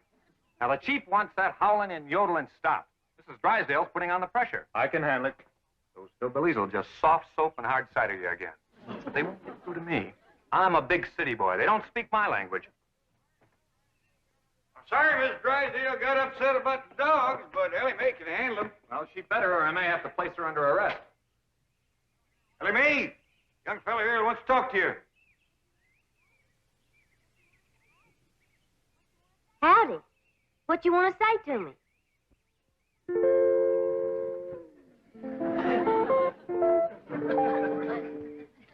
Young fella. Huh? What you want to say about the dogs? What dogs? I reckon the ones that's jumping up on you. Oh, yeah. Wonderful. Beautiful. I love them. Do you like cats? I love them. I got a cat that swims. Wonderful. It'd rather swim than eat fish. Come on, I'll show you. Young fella. Don't you want to see the cat swim? Oh, are you kidding? Cats can't swim. Critters will do things for that girl he wouldn't do for nobody else. Come on, Rusty. Jump in. Come on, Rusty. That's the way. Good girl. Good girl. Ain't that something? Sure is. Now you can tell your friends you've seen a swimming cat. Who are you kidding? Cats can't swim.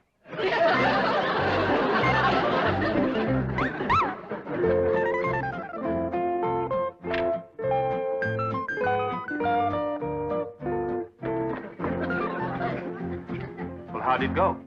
Great. Take care of the dogs? What dogs? Don't they have a bunch of dogs? I didn't see any. But they got a cat that swims. Get in. I'm taking you to the diner for some black coffee. You know, Paul, I never did figure out what that fella wanted. Oh, he'll be back. Ellie, you gotta do something about that dog. What's he doing? Well, he's digging a hole, and it makes me powerful nervous. Granny, all dogs digs holes. Yeah, but he's digging one just my size.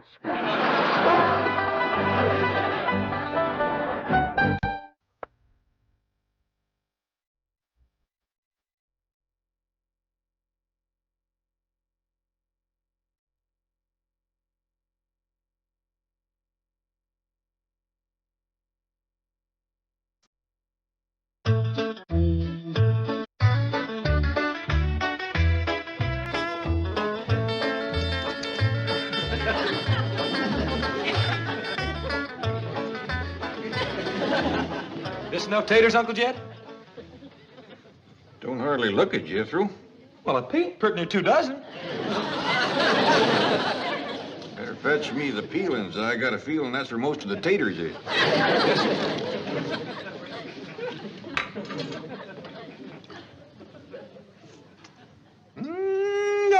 How's it taste, Uncle Jed? Pitiful. Maybe them peelings will help. Dump 'em in.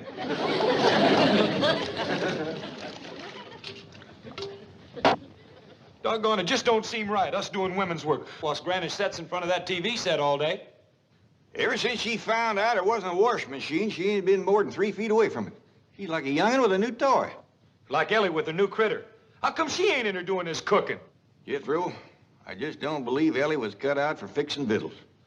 I'll never forget the time she made that gooseberry pie. Ruined our best goose and a whole bucket of berries. You mean she put together? She did, and it was a mess, I'll tell you. I got her and Skipper out looking for stuff to put in this here. Pa, Skipper found some onions. Onions? Hey, they ought to go dandy in here. Go on, Skipper, give them to Pa. Thank you, Skipper. These here Beverly Hills onions ain't got a lot of bite to them. But the tops sure do flour out pretty. Jethro? Wash these and drop them in the pot. Tops and all? Yeah, we need all the flavor we can get. Where'd you find them, Ellie? Over to the Drysdales. Did you ask the Drysdales, could you borrow some onions? Oh, yes, sir, Pa. Miss Drysdale says go around to the kitchen door and get some from the cook. But Skipper found some on the way, and we didn't have to bother nobody. Fine and dandy. Well, drop them in the pot, Jethro. Don't just stand there sniffing them.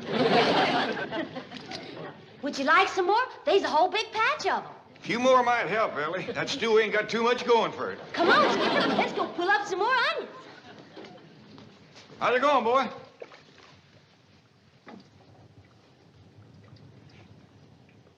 Better? Still pitiful. Even these onions ain't doing nothing. We just got to get Granny to help us. You ain't gonna pry her loose from that TV set now. This is the time her favorite is on. You mean that big strapping cowboy star? That's right. Marshal Quirt Manley, two-gun tamer of the Wild West. Look out, Quirt! Them rustlers are sneaking up behind you, fixing to shoot you in the back. Look out! Ooh, they got you. Ooh, they got you again.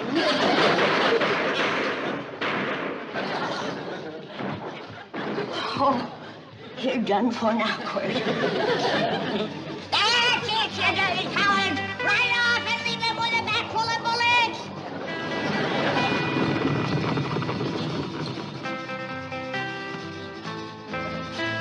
Attaboy, Quirt, after him! Get him! Catch him, Quirt! I can tell you where they's headed, Quirt. To town to hide in the saloon. Granny. It won't do you no good to hide in that saloon, you dirty yellow cowards. Quirt will find you. He'll get you. Granny, Shh! Yonder comes Quirt, riding like the wind. That's it. That's where they are. Go get 'em.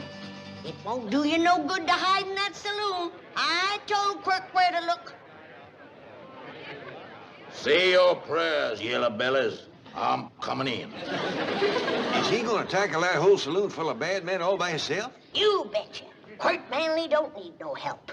Even with 30 or 40 bullets in him, he's more than a match for him. He's lighting into him.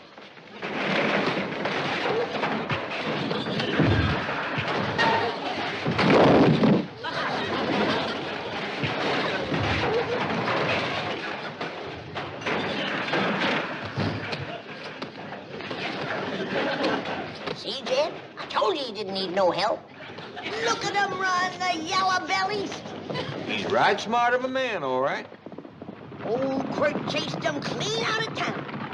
Next time, I won't go so easy on you. Yes, sir, Granny. He sure is a rip-snorting fighter, old Quirt. Oh, look yonder. Now he's fixing to wrestle his horse. No, Jed. After a fight, he always hugs old Silver Trigger. And then he rides off into the sunset. See?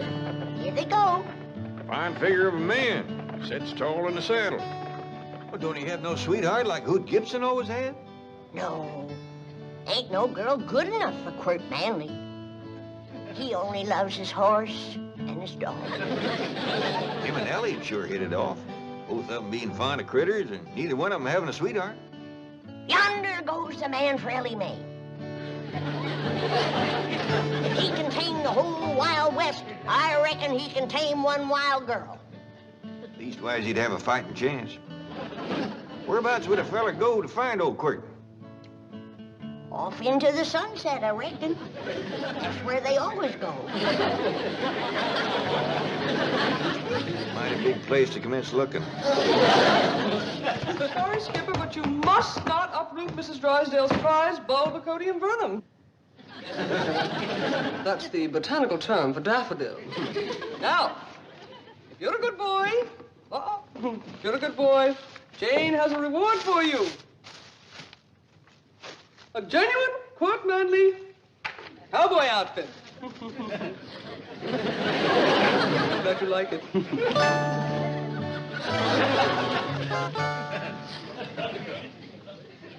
Oh, howdy, Miss Jane. Greetings, Jethro. And how is my strong, handsome, manly hero today? Well, you'll have to ask Granny. She's the one who watches him.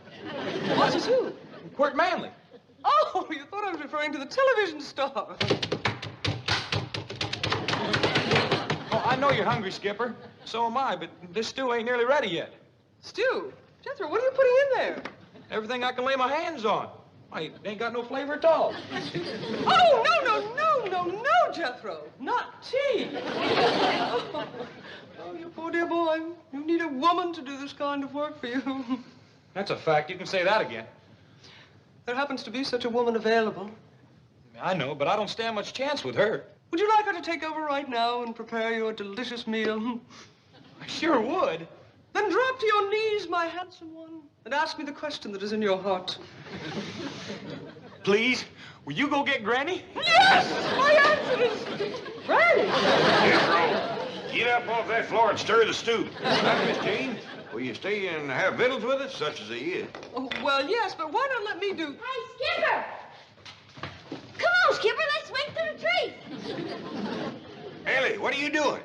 We's playing ape. Look here. Ellie, no, please, be careful!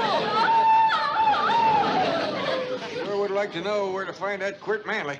Well, if you mean the television star, he lives right here in Beverly Hills. He does? Could we get him to meet up with Ellie Mae? Well, I'm sure Mr. Drysdale could arrange it.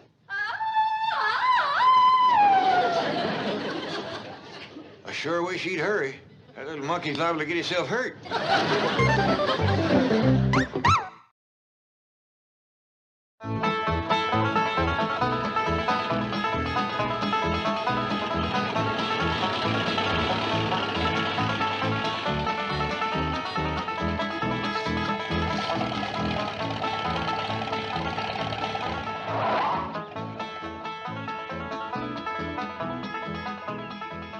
I see you got some victuals.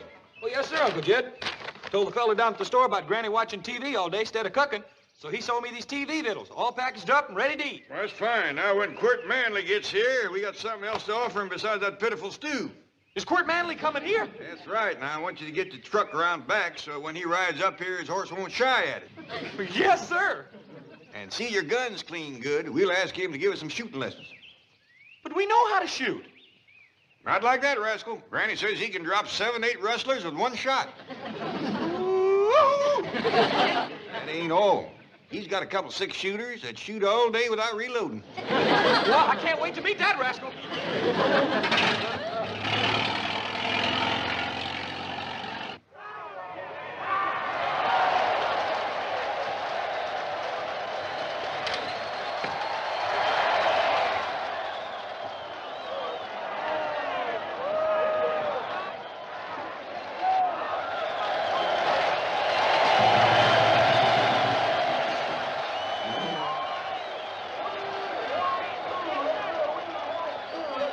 What are they scrapping over, Granny? Little leather pouch, no bigger than that. What's in it? I don't know, but there's 22 men tearing each other apart trying to get it. Mighty big crowd sitting there watching them. But not one of them has lifted a finger to stop that terrible fight. That little feller in the striped shirt seems to be trying. Him? He keeps blowing a whistle and hopping around. The minute he turns his back, They line up and go to scrapping again. Granny, Mr. Clampett, Quirt Manley just turned into your driveway. Quirt Manley? Yes, I knew Mr. Drysdale could arrange it. Quirt could whoop the whole bowl full of you. Come on, Granny. Miss Jane, you find Ellie Mae and get her into a dress. Yes.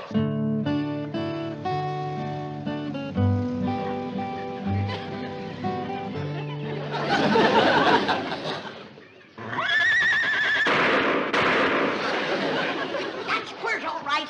I'd no silver triggers in any place. What about them 2 gunshots? Brace yourself, Jed. We're liable to find 30 or 40 rustlers laying out front.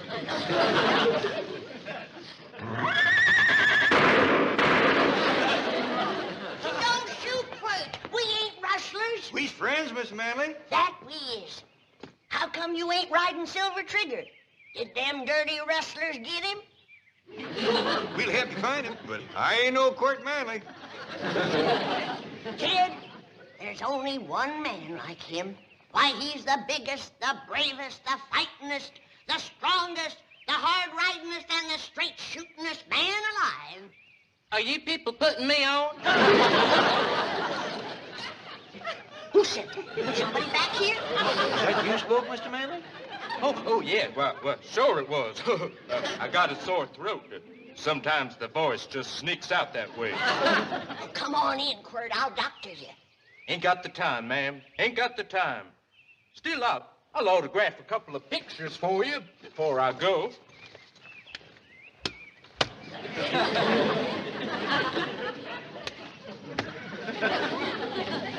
There you are. Well, so long now. I got to be driving off into the sunset. Wait a minute. What about Ellie Mae? Ellie Mae? Well, sure. There you are. Mr. Clampett, Ellie Mae is swinging through the trees with Skipper and refuses to come down. I'll go fetch her down if you can keep Mr. Manley from leaving. Please don't go, Quirt. Well, sorry, ma'am, but gotta hit the trail. Well, so long, y'all. Hold on there, Mr. Manley. My boss, Mr. Drysdale, has been speaking with your boss, the sponsor, and he wants you to stay here and meet Ellie Mae. Oh, well, in that case, I reckon I could spare a couple of moments. Bless you, Quirt. Oh, bless you, Quirt. Ellie Mae is the wildest young'un that ever come down from the hills. But if there's one man alive who can tame her, it's big Quirt Manley. Well, thank you, ma'am. Thank you. I wish I was 10 years younger. I tell you right now, I'd give that Ellie Mae a run for her money. I always was partial to tall men.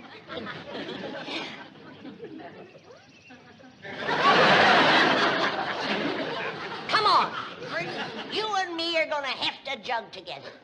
Oh, I know you don't drink, but it won't hurt you to fall off the wagon just once. Ellie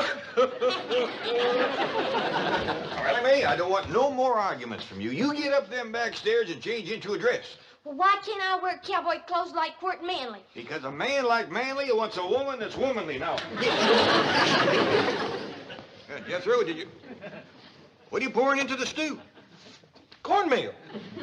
Somebody.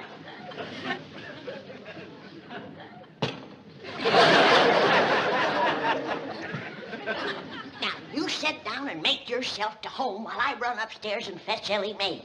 If you want to see a real rip-snorting fight, turn on the TV.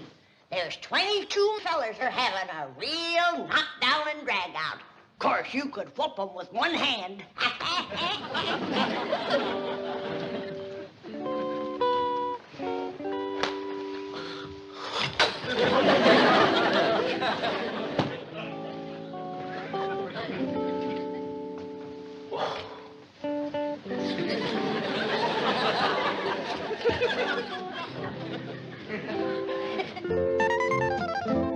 Lovely, Ellie Mae.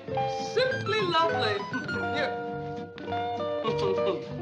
I'll go the back way and get your father. Yonder he sits. That's him, with the broad shoulders and hat. Sits tall in the chair, don't he?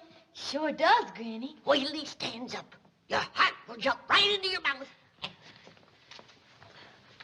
Mr. Manley, this here is Ellie Mae. Howdy do. Glad to make your acquaintance.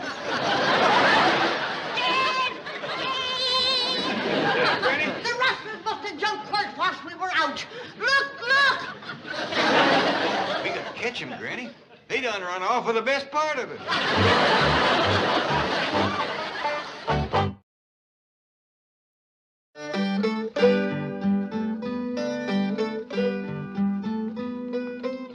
Now, Granny, I know you've had a cruel blow seeing your hero come apart like that right in front of your eyes, but you can't drown your sorrows in a jug. I don't take more than a thimbleful, and you know it. Now, don't fly off at me. By the way, where is your drinking thimble? Right here. Granny, how about we all take a nice ride in the truck? A little fresh air might do you some good after a thimbleful of that rheumatism medicine. I ain't had none of it yet. I don't want to lighten the jug. How come? 'Cause when I find that Quirt Manley, I'm gonna throw it at him.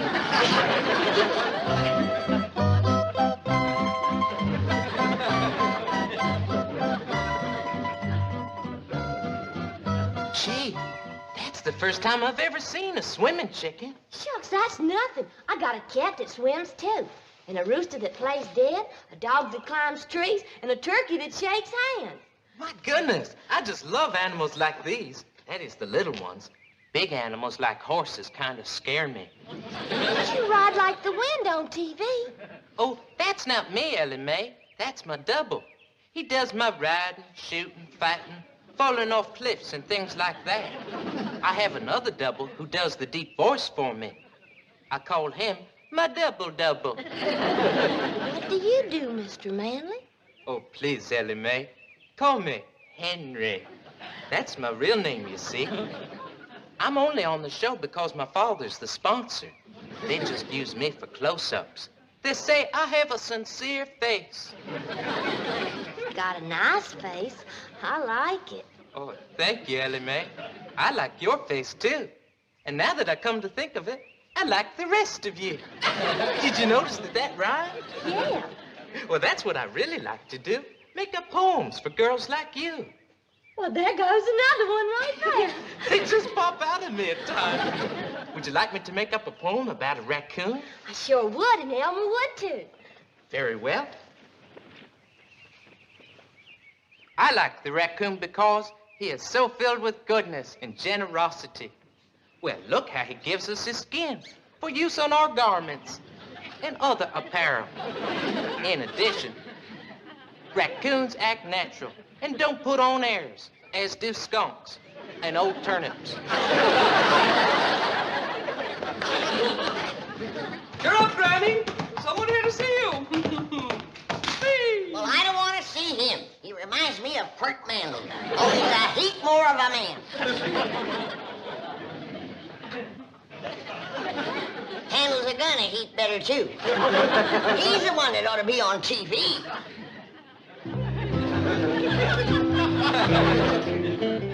Hi, Ellie Mae.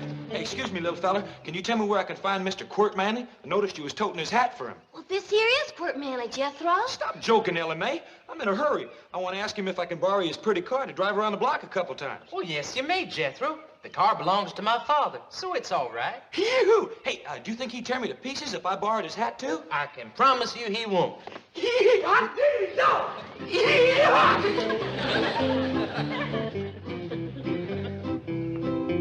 Mr. Manley, I have a word with you, please. I know what you're going to say, Mr. Clampett, and I don't blame you for wanting to shoot me. Oh, ain't nothing like that at all. I just want to talk to you about Granny. I guess I must have been a terrible disappointment to her. She is a mite let down, but I think we can pull her out of it if we all tug together. Now, first off, I'm going to learn you how to shoot a gun, and Ellie here is going to learn you how to fight.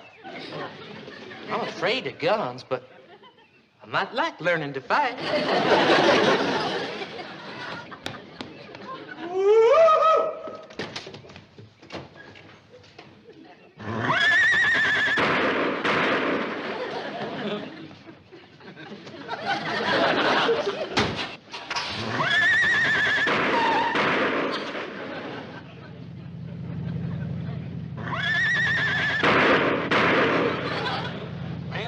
Jumped in the car like that, especially with me going pert near 30 miles an hour. I'd do anything to sit next to Quirt Manley. But my name ain't Quirt Manley. Don't think you can fool me. I've seen you on television. And I've dreamed of the day when I could get close enough to throw my arms around you and kiss you. My darling Quirt. But honest, ma'am, my name is...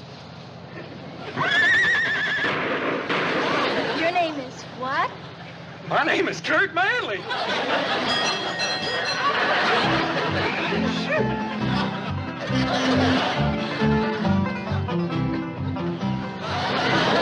Fight over me, girls. There's plenty for everybody. I tell you, Granny, that little feller is a crack shot. He can stand on our front porch and light a match clean out by the front gate with a 6-shooter. I don't believe it. Come on out, he'll show you.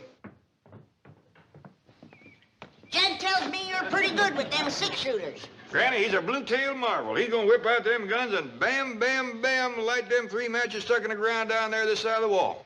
I believe it when I see it. All right. Where you going? Oh, I can't bear to watch him. He puts me plumb to shame.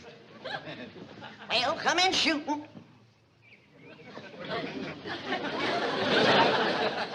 You count to 3, and I'll draw and fire. 1, 2, 3. Well, I gotta admit, that's pretty good. Why, you ain't even drawed your guns, you little faker, you! Granny, hold on! That little sawed-off faker out of here! But Ellie's right fond of him. You see, Granny, some heroes is fighters and some heroes is lovers, and I reckon that little cowboy is a lover. Oh, gosh. I'm gonna get my shotgun and blast the inside out of that lying TV set, and if he ain't gone by then, he's next. Granny, wait.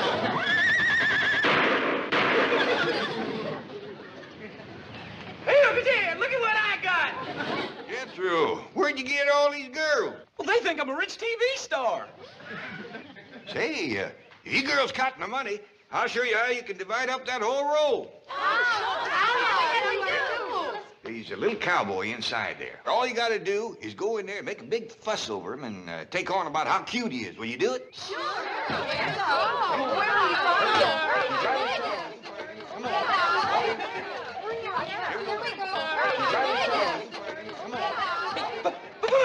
Them girls was mine. You'll get him back, Jethro, as soon as they show Granny what a ladies' man little Quirt is. The house is swarming with girls. Yeah, and you see who they's all crazy about? You betcha. He's a real star, that little feller.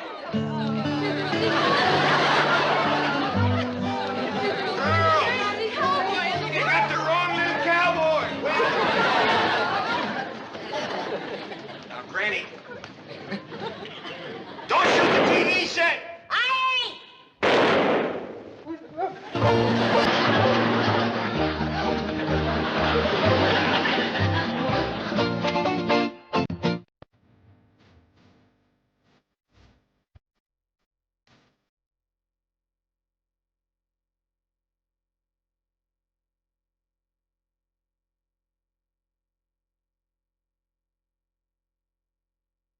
Settle down there. Don't rock the boat.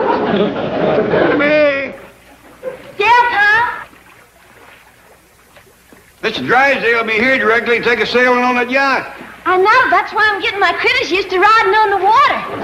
I don't recollect them being invited. But I don't care nothing about going neither. Now, Ellie, you're the main reason I'm thinking of buying this yacht. What you mean? Well, according to Mr. Drysdale, here is a bunch of high-quality young fellas sails around in them boats. Oh, are you aiming to get me married off? Well, I wouldn't put it as blunt as that, but if the right fella come along, I ain't aiming to sick the dogs on him. Well, Jethro says I'm too old to get a man. Well, Jethro knows a heap of book learning, but when it comes to courting and romance, he's about as bright as a smokehouse at midnight. Who's that, Uncle Jed? Nobody. You get yourself into a nice, pretty dress. Yes, sir, Pop. I see you're all ready to go. Oh, yes, sir. How about Granny? Well, she's changed her mind. She says she ain't going out on no ocean or no yacht. I just had her talked into it. I know you did. Whilst I was helping her pack victuals just now, throwed in a few clinchers myself. Like what? Like I says, nothing to be scared of, Granny. Even if you fall overboard, I'll save you.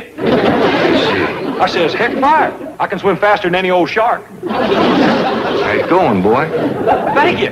Then I says, even if the shark gets to you first, he's going to think twice before he goes to gnawing on a tough little old bony piece of meat like you. But that made her feel good. You thought so, wouldn't you? But it was just about then that she said she wasn't going. Well, I go talk. Hey, you want me to help? No, you've done enough. Oh, did you? Here's something that might cheer her up. Tell her that even if the shark does get her, it's quicker than drowning. I remember that. Oh, and we all gotta go sometime.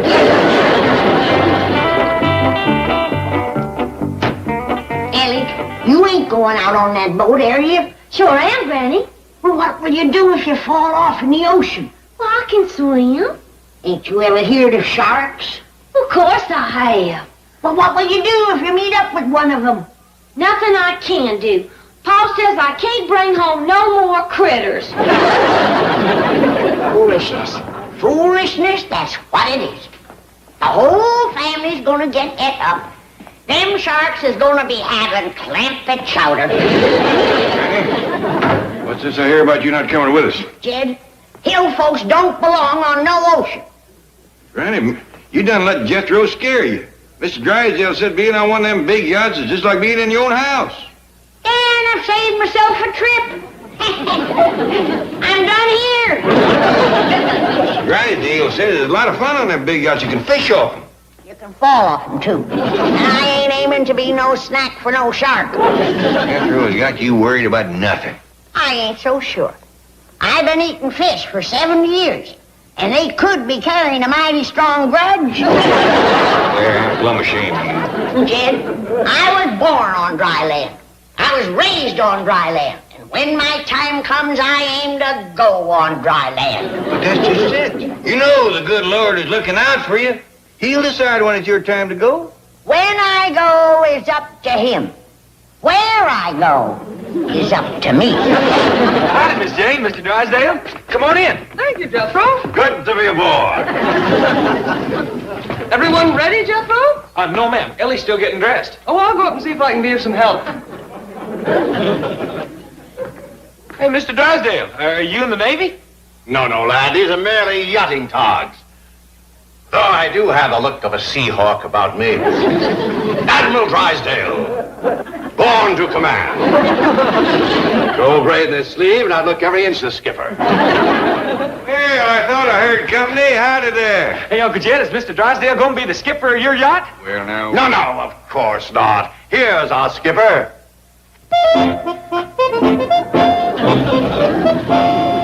Standing by for orders, sir. Mr. Drysdale, can Uncle Jed wear a fancy uniform like yours? My boy, your Uncle Jed can wear the fanciest uniform money can buy. Hot dog! Hey, Granny! Granny, you gotta change your mind about going to the ocean. I ain't changing nothing but my clothes. Oh, come on, Granny, please. I ain't setting foot out of this house. Hey, you don't have to. I'll tote you.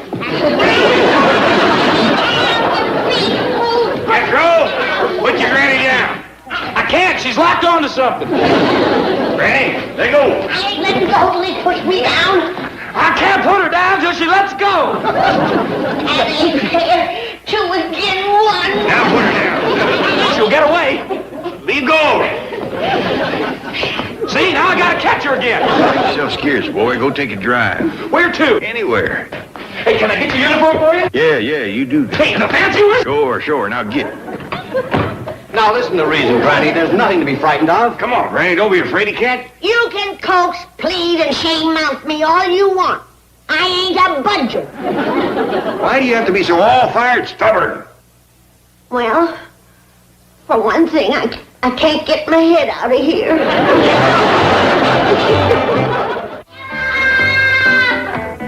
See you later, Granny. Surely you don't intend to leave her like that. Of course not, but that stair railing might be just the halter we need to lead that little mule to water. We're supposed to meet the yacht people at the harbor at 11. Well, you and Miss Jane go on ahead. Granny ain't likely to back down in front of company nohow. Well, how will you get to the yacht harbor? The truck? Oh, no! Oh, I mean, it would be much better if you arrived in my limousine. How come? Now, because it's bad luck for the skipper of a yacht to arrive in a truck. Right? Oh, right. It's an old superstition of the sea. Yeah, and you wouldn't want to jinx the ship. Of course not. Fine. Well, my limousine will be standing by. We'll see you at the pier. Number 21. We'll be there quick as Granny gives in.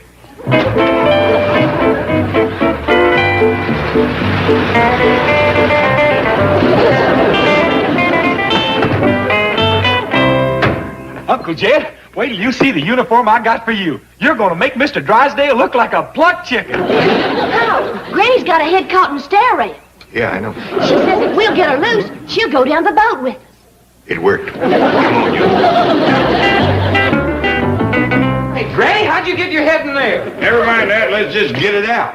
I think it'll go through if I put my shoulder against it and shove. No, boy. Maybe it'll help if I butter her head. Never mind, Ellie. How about I turn her sideways and try yanking the rest of her through this way? I think the best plan would be to spread these bars a mite. All of them? No, just these two. Oh. That's a ticket. Fine and dandy. Here, Uncle Jed, put on your uniform. I believe I'll pass that. Oh, please, Uncle Jed. Yeah, come on, Paul. Well, all right. While I'm doing it, you call up to Drysdale, tell the chauffeur we's ready for the limousine. Limousine? According to Mr. Drysdale, showing up in one of them is good luck. Let's do it. He's gonna need all the luck we can get. Hey, can I drive it? Well, I reckon that'd save him a heap of trouble. I'll go fetch it. And leave the truck over to their house. Miss Drysdale might want to drive into Beverly Hills.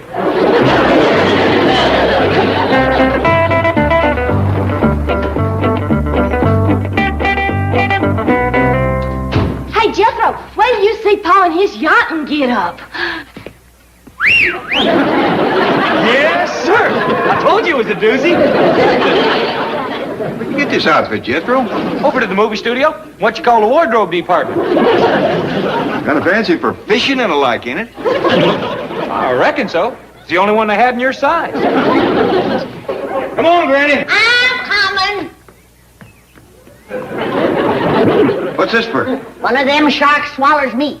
He's gonna get himself a double-barrel bellyache. Granny, I done told you, ain't no shark gonna go to gnawing on a tough little old bony piece of... Now, let's hop in, everybody. Jethro, reckon you can find that harbor? Yes, sir. All we got to do is take off out that harbor freeway till we see some boats. That sounds reasonable to me. Now, when we get there, we'll be looking for number 21. Yes, sir.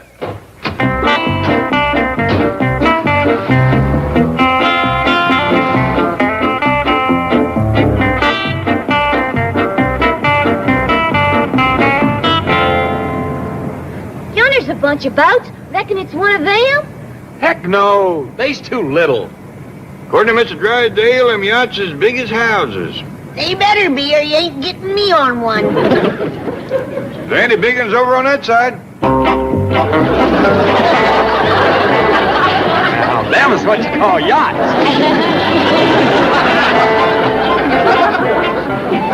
Keep your eyes peeled for number 21, everybody. Here she is, Uncle Jed. Number 21. Looks like a dandy big yacht, Granny. Yeah, but if you ask me, it ain't strictly brand new. Maybe not, but they got a lot of hired hands cleaning it up for us. Nice-looking fellas, too. It ain't easy to get into this yacht harbor. Yeah. For a minute, I thought that feller at the front gate wasn't gonna let us in. Well, he sure changed his tune when he seen Paul. I'll say he did. Fell all over herself being polite then.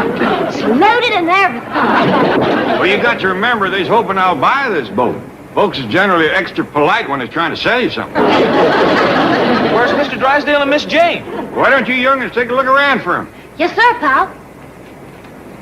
Jed, why do you suppose Mr. Drysdale is so all-fired head up on you buying that boat? Well, for one thing, he thinks it's a chance for Ellie Mae to meet some young fellas of high quality. Don't look now, but I think it's working already. What you mean? There's a couple of boys looking down at us. They must have spied Ellie because her eyes are bugging out like a bullfrog. Is that an admiral? That's an admiral. Let's get the OD. You know, Cliff, it's quite a feeling of responsibility. What's that? Being the senior officer aboard this ship. Say, that's right. With the skipper and exec both ashore, you're in command. Worried? Not a bit. The ability to command is something you're born with. Either you've got it or you haven't. Let's face it, Cliff. Sir, beg pardon, sir. Just a moment. Let's face it, Cliff. I've got it. All right, men, what is it? There's an admiral about to come aboard, sir. Very well, you may return. An admiral? Are you sure? Well, sir, he's got a whole sleeve full of gold braid. Yes, sir. He's got like that, and then like that, and then like that again. Isn't that an admiral? That's an admiral. Oh, boy, is that an admiral. We can't find hide in the hair, Mr. Drysdale. Maybe he's already on the boat. When I go up and have a look, y'all wait here in case he shows up.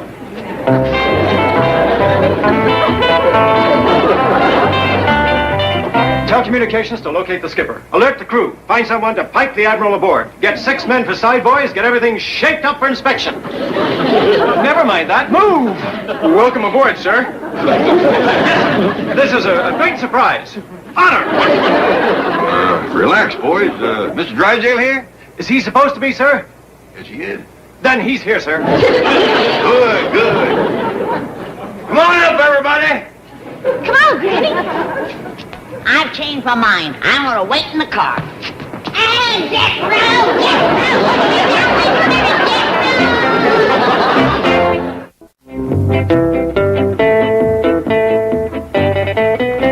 I hope your family enjoyed the tour of the ship, sir. The lieutenant will be with you in a moment. He's trying to contact the skipper. Oh, Uncle Jed's the skipper. Of course. I met Commander Blake. Fine and dandy. Fine and dandy. Jed Clampett, if you buy this boat, you are plumb off your rocker. I like this boat, Paul. Yeah, Uncle Jed, it's a dandy. What do you young'uns know about boats? You know as much about him as you do. Then you don't know nothing, so hush. There's a bunch of nice-looking fellas on it. Yeah, I kind of noticed that myself. So did I. And I ain't cooking for 250 hired hands. Hope you buy it, Uncle Jed. Sure would like to drive this rascal. You know how, do you, boy? Oh, it looks easier than the truck. They ain't even got no pedals. Please buy it, Paul. I think we ought to see how it rides first. Hot dog! Let's go! Hope to establish communication with Commander Blake very shortly, sir. However, still no trace of Mr. Drysdale. Well, don't worry about it.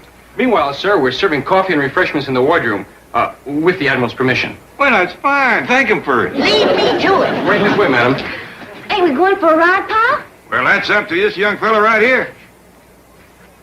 Can we please go for a ride? A ride? Yeah, Uncle Jed wants to see what this thing will do. The ship, sir? That's right. You mean you want to put out to sea, sir? Yep. Now, sir? Sooner the better. Don't you want to wait for the skipper? Hey, you're talking to the skipper. Oh, yes, sir. Beg pardon, sir. Your orders will be carried out immediately. Thank you. Now let's go have some of that coffee.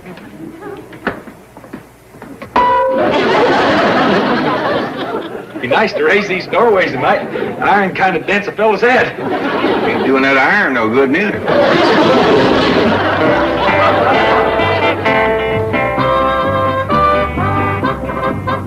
Chief, it's aimless to keep driving around like this. We've covered the entire harbor area. From the land, but not from the sea. I don't follow you. Well, maybe the Clampetts got to the wrong pier and aboard the wrong yacht, while the really big ones are anchored out in the channel. I suppose that is a possibility. Pull over there, where it says speedboats to hire.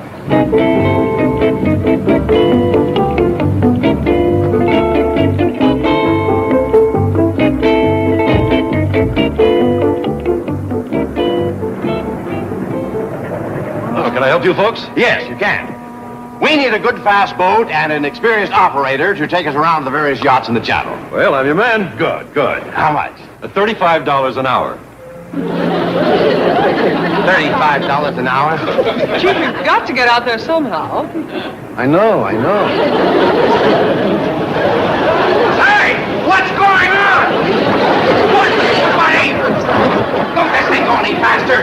Well, not with one person rowing. You know, your trouble is you're not smooth. You need a little rhythm and coordination. I also need a little help. Oh, very well. Oh, thank you. Now, one and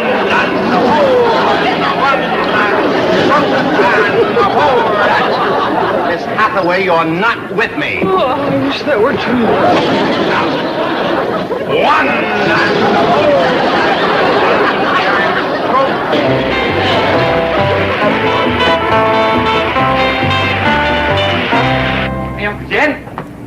I drive now? Oh, it's all right with me, but you'd best ask the fella at the steering wheel there. Thank you. Uncle Jed says I can drive for a spell if it's all right with you.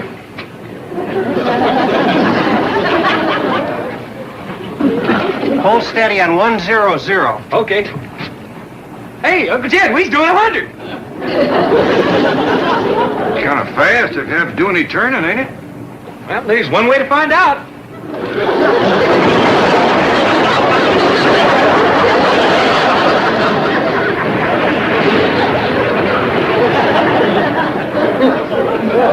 That was a very hazardous maneuver.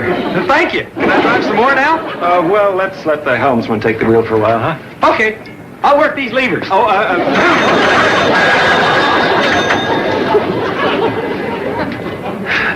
Sir, may I suggest that your family might enjoy being out on deck? Anything going on out there? Well, I could arrange something, sir. Like what? Well, how about a demonstration of our armament system? Firepower capabilities, defense and attack procedures. Sounds all right. Lead the way.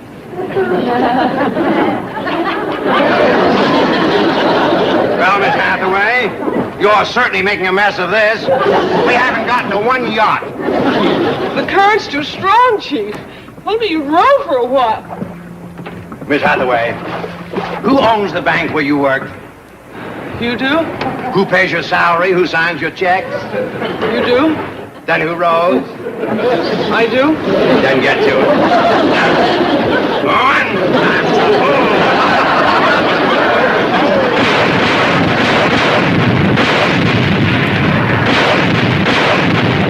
Hey, Uncle Jed, you just gotta buy this boat. Why, you and me could do some tall hunting and fishing on this rascal. Look at them explosions, throw that water in the air.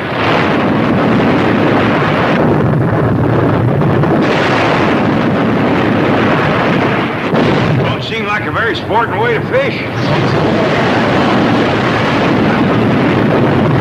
But I reckon when you got all these men to feed, you can't fool around with no worm on a bent pin.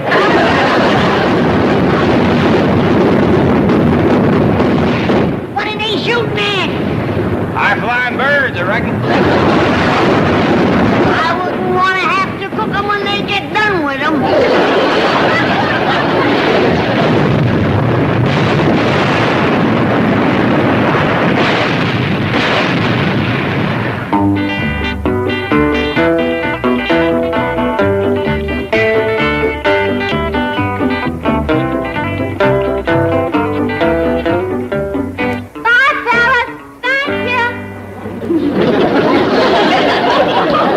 Demonstration was satisfactory, sir. Well, I reckon you done your best. Well, yes, sir. We all did, sir.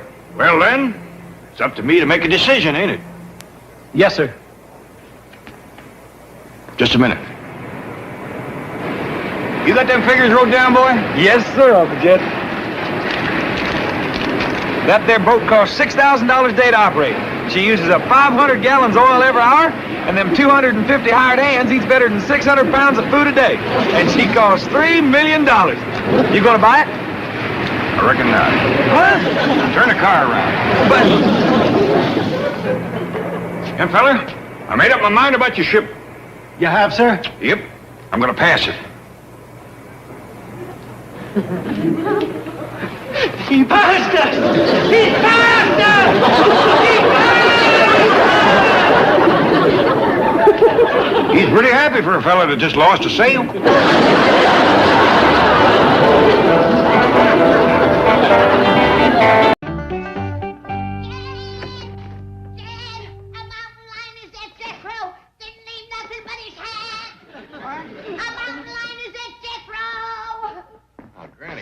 If you was to tell me that Jethro had a mountain lion... I tell you it's true. I sent Jethro to the root cellar, and when he didn't come back, I went to see what was keeping him. And there stood a great big mountain lion licking his chops. He had my baby boy right out from under his hat. Is the truck gone? Mountain lions don't eat trucks. They is flesh eaters.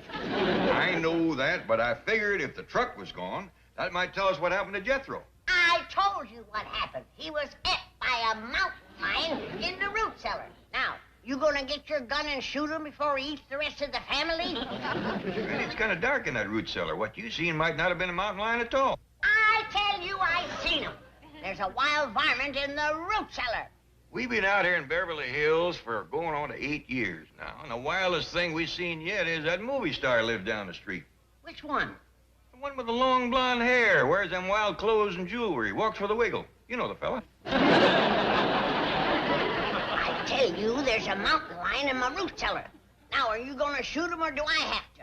Quick as I have this cereal, I'll take a look. How can you sit there eating cereal at a time like this? It ain't easy. My eyes. Fireman's eating your kinfolks and... Jed, Now what? where's Ellie? Maybe the mountain lion ate her too. I sent Ellie out to get the morning mail. Now, will you sit down and get a hold of yourself?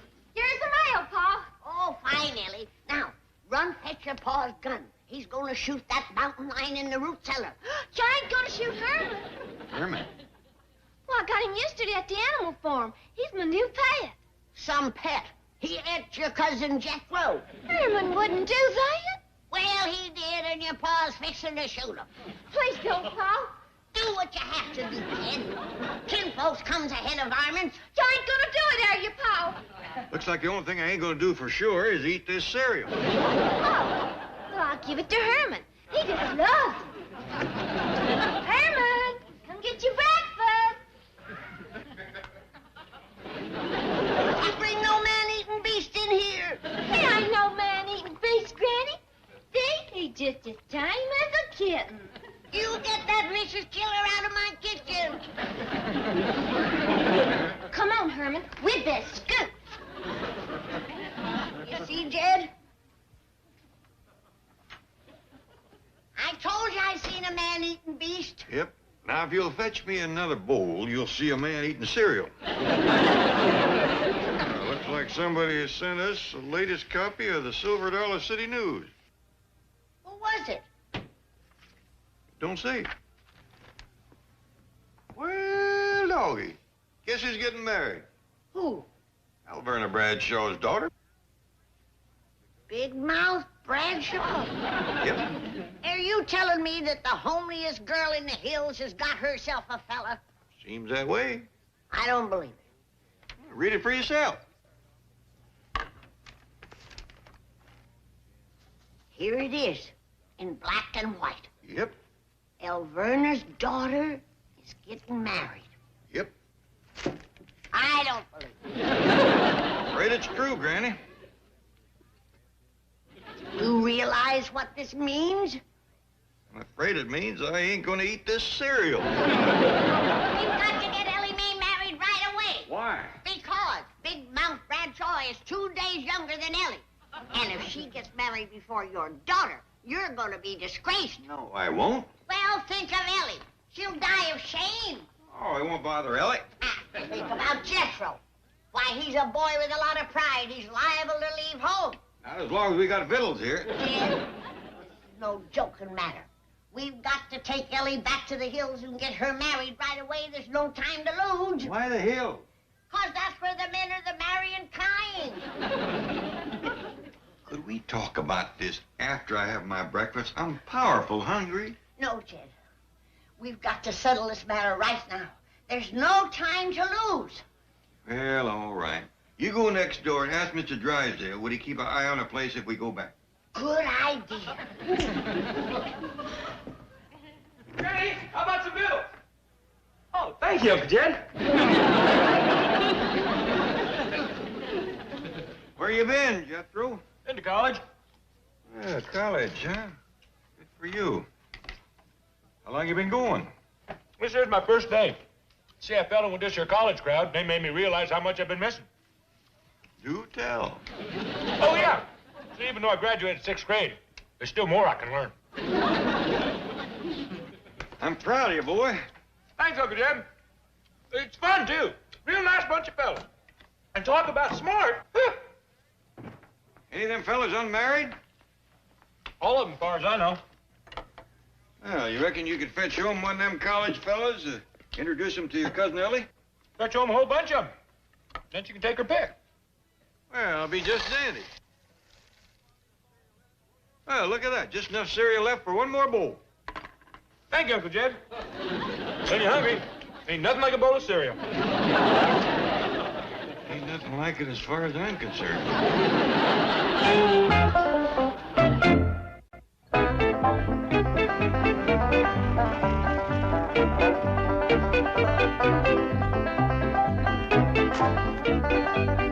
Oh, good morning, Granny. Morning, Miss Jane. Is Mr. Drysdale at home? Yes, I'm here to drive him to the bank. I want to ask him a favor. Well, you picked a good time. He should be finishing his morning coffee just about now. Chauncey, Melvin Drysdale here. Yes. What's the gold market doing there in London today? All right, buy me $5 million in bullion. Right. Now listen, Chauncey. Tell Onassis I'm prepared to invest $50 million in that Greek shipping deal. And tell that Dutch oil syndicate I'm ready with the $30 million they need. Right. Get back to me at the office. Okay? Chief. Yes, come in. Excuse me, Chief. Granny's here, and she'd like to ask you a favor. What is it? Well, they're going on a trip, and they'd like you to keep an eye on the house and take care of Ellie's critters. The answer is no. I am a bank president, not a caretaker. An international financier, not a zookeeper. And Granny's going to be told that right now. Go tell her. Me? Well, why don't you tell her? Miss Hathaway, I just told you, I am an international financier. I just invested $85 million by long-distance telephone. And I can't afford to argue with those hillbillies. Why not? Because it's their $85 million. Morning, Mr. Drysdale. Did Miss Jane tell you the news? She's going on a little trip. Palm Springs, Lake Arrowhead. No, we's going to God's country. Fort Knox? No, we's going back home to the hills. What for? To get Ellie Mae a husband. Granny, there's plenty of eligible men right here. Now, don't start that again. You've been yelling suey for the last 7 years, and you ain't got a hog to the trough yet. Now, we'll be leaving as soon as the truck is loaded, so you fetch our money over to us. All of it? Well, Ellie has got to have a dowry. Granny, you don't want to go back to the hills with $85 million. It's better than nothing. Now, steady, Chief. Do you realize if they take their money out of my bank, I'm ruined? We'll think of a plan. Maybe There's we no time to think or plan. This calls for action. Now. Chief!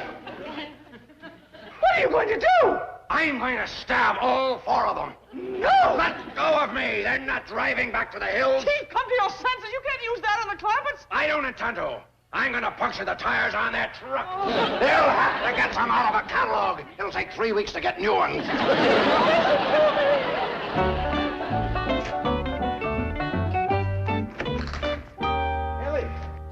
Here you are, pal. Brand new box of cereal. Well, thank you, darling. Now, you run right upstairs and put on your very prettiest dress because Jethro is bringing home a whole bunch of nice young college fellas for you to meet. Oh, yes, sir, pal. Here, Granny. Are you still eating cereal? It looks like it. Well, make that your last bowl. Then let's get packed and loaded and on the road. Oh, Granny, we might not have to go back to the hill. What you mean? Well, Jethro is fetching over a whole covey of nice young college fellas for Ellie to look over. Jed, you have been beating these Beverly Hills bushes for 7 years. And what have you got to show for it? A bunch of beat-up bushes and an old maid daughter. Well, Ellie Mae is still young. Jed, face up to it. That girl is gonna be 20. Well, she'll be just as old back in the hills. Yeah, but back there, that's as old as she can get. 20? When them hill boys runs out of fingers and toes, they is through counting. Granny, I think we ought to keep an open mind about this. Come on, Jed. Let's pack up and get back to the hills. At least let Ellie meet the boys. She might cotton to one of them. All right. I've got a completely open mind about it. Of course, let's have Ellie Mae meet the college boys. Good. And as quick as she's met them, let's head for the hills.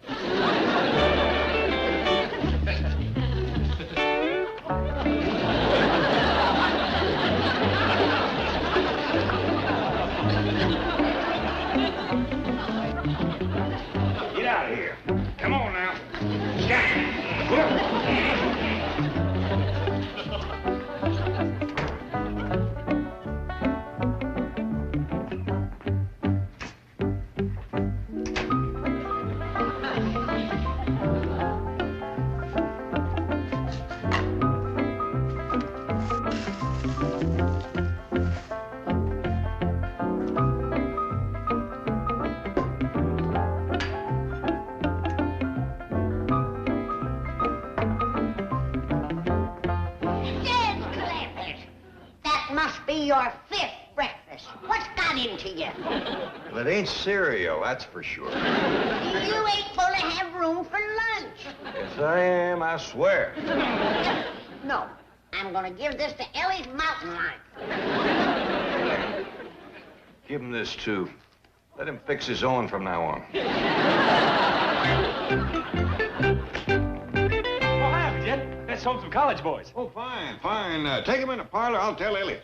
Okay. Y'all come on in. Wow,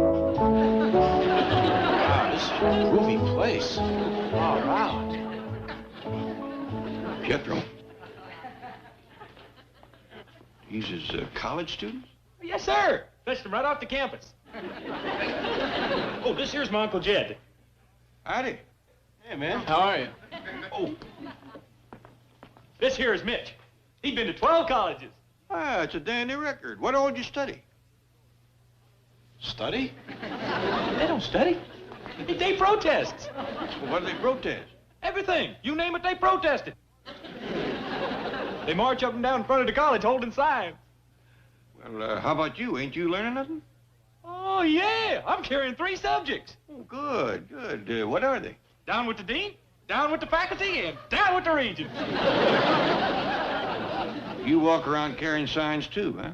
Heck yeah. That's what college is all about. Well, don't you go inside at all? Starting tomorrow, I do. They's gonna let me bust down the dean's door and tie him up. Why are you going to do that? Because I'm part of the academic revolution. I'm fighting for intellectual freedom. I'm throwing off the shackles of the economic power structure and putting down you corporate entities and conglomerates. I have done solved my identity problem. I know where I'm going and who I am. I'm free to make up my own mind and do my own thing. And what is that? They ain't told me yet. I got a couple of things to tell you. Jed! Yeah, Granny? Is them fine young college students you was bragging on here yet? Stay where you are. I'll be right there.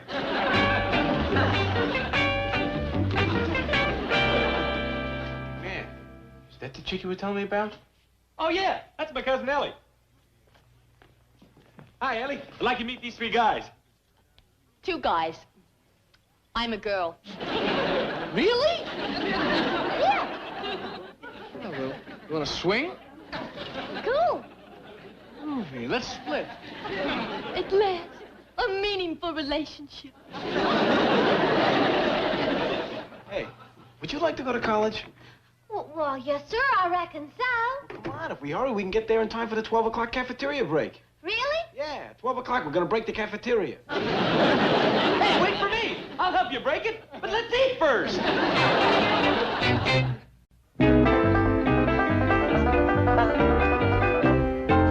You see? We're too late. They're gone. I told you you're to blame for this. Calm down. They couldn't possibly have packed and loaded. Do you see the truck? No, it's gone. Oh, I knew I should have slashed those tires. Why'd you take that knife away from me? Because you were acting irrationally. Mr. Drysdale. Oh, Granny, you're still here. Put me down, Mr. Drysdale. What's the matter with you? Oh, I'm so happy to see you. I love you. He was afraid you'd gone back to the hills to find the family beauty a husband. I ain't looking for no husband. Now put me down. It's Ellie and me we're wanting to find a husband for. Did you fetch over the money? Money? Our 85 million. Where is it? Well, you can't withdraw any money today. You see, the bank is closed. Well, you better come into the kitchen and explain that to Jed. Chief, the bank is not closed. If they withdraw 85 million, it will be. Jed!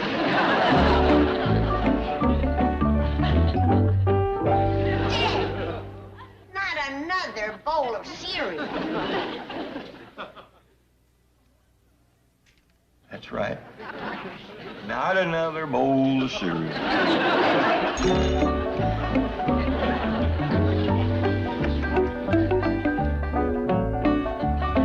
All right, Herman, come and get it. Oh, Mr. Clampett, what's this ugly rumor about your going back to the hills? Well, I wouldn't exactly call it ugly. And we've taken our money with us. That's the ugly part. What? Oh, I mean, there's a terrible risk involved. You might be held up and robbed. You think so? Well, only this morning, Miss Hathaway disarmed a desperate man right here in this neighborhood. Really? Yes. Threw him down, took his knife away from him as he was headed for your house. Quite true. Terrible man. The moment his weapon was gone, he turned into a sniveling, whimpering cur. You must be plumb tuckered, Miss Jane. Sit down. Well, I did work up a bit of an appetite. Do you mind if I have a bowl of cereal? Help yourself, and lots of luck. I'll get you a bowl, Miss Jane. I'm glad to see somebody else getting some cereal. Jed has been stuffing himself all morning. Mr. Clampett, let's sit down and talk this over. Well, now, I'm pretty well set on going back home, Mr. Drydale. Oh, Mr. Clampett, do you want that beautiful, sweet daughter of yours to marry some barefoot, ragged, slovenly, unwashed clod? No, sir. That's the reason I want to go home. I want to get her away from them college boys. College boys? Yes, ma'am. Jethro is going to college, and he fetched home some boys to meet Ellie, but there wasn't a keeper in the bunch. I didn't think Jethro could qualify for college. Oh, yeah. He can march and protest with the best of them. He carries them signs higher than anybody. Mr. Clampett, please stay here. There's no guarantee that you'll find a husband for Ellie back in the hills. If Big Mouth Bradshaw can get a man, Ellie can get a dozen of them. I kind of think we ought to give it a try. There's some mighty fine boys back around Bug Tussle and Silver Dollar City. And besides, we's lonesome for the hills. Mighty pretty back there this time of the year, leaves turning. Well, you'll come back right away, won't you? I kind of like to do a little trout fishing with old Jim Owen. He knows where them big rascals hide out. And you can go hunting and get me a brace of wild turkeys for Thanksgiving. Thanksgiving? The best hunting is right after the first snowfall. Oh, Jed, let's stay for a white Christmas. Christmas? You know, my favorite time of year back home is when the dogwood blooms in the spring. Spring? It's hard to beat summer in them cool woods. Summer? That makes a whole year. That's right. Time sure flies in the hills. Yeah, a year would only tease us. Let's just stay there. Hi, everybody. Look, Paul. I'm a college girl now. Where have you been? Been in a protest march out to college. Don't draft me? Where did you get that? Well, I didn't have a sign to carry, so I took this away from a fella. What happened to your pretty dress? Well, I traded it for these groovy threads that I got at the Campbell Slop Shop. Slop shop? I think she means swap shop. Look again. She was right. Come with me. Where are we going? Back home to the hills. You are gonna beat Big Mouth Bradshaw to the altar. Hey, soul cousin.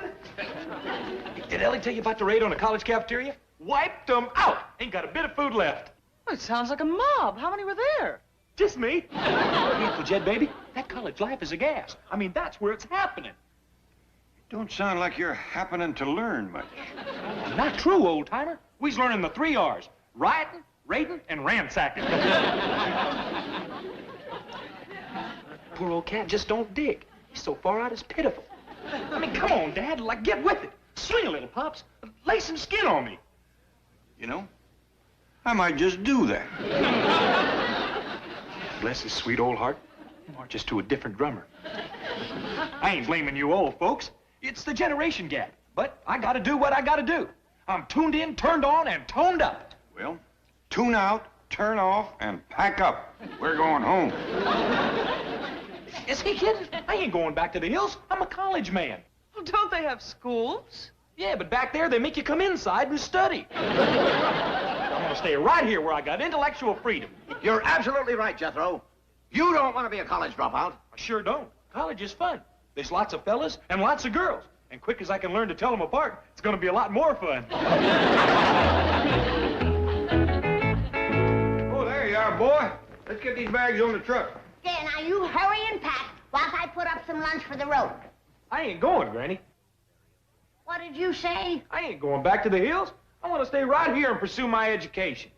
Well, gee whiz, Jethro. If you don't drive the truck, they can't none of us go. What's this? Not going back to the hills? Oh, what a shame. Miss Hathaway, let's give the Clampetts a hand. Get these bags upstairs and unpacked. Joe, you giving this any thought? Yes, sir. Talked the whole thing over with Mr. Drysdale. I'm gonna be a college graduate, just like him, and hold down a white-collar job. Is that so? Yes, sir. I don't aim to work with my hands, plowing fields and busting stumps. I'm gonna use my head. You go along with us, do you, Mr. Drysdale? Mr. Clampett, honesty demands that I reply in the affirmative. This fine boy has a great potential. I'm proud of him. I believe in him. Oh, I only wish I had a boy just like him. You got him. What? We're gonna leave this fine boy, his great potential, with you. Miss Jane, could you drive us to the airport and get us on a plane to home? Yes, I guess Come on, Granny, Ellie, let's go. Stop! Just a minute! I didn't mean anything. Mr. Drysdale, let him go. Or can I call you Dad? Nuts. Okay, come on, Nuts. You can fix victuals for me and the critters whilst we talk about my great potential. Be sure to join us next week when the Clampetts arrive in the hills and Granny tangles with Alverna Bradshaw. Are you gonna come down here, or do I have to come up and get you, you sniveling polecat? That did it, Granny. Go get her. Okay, busted foot Bradshaw, here I come.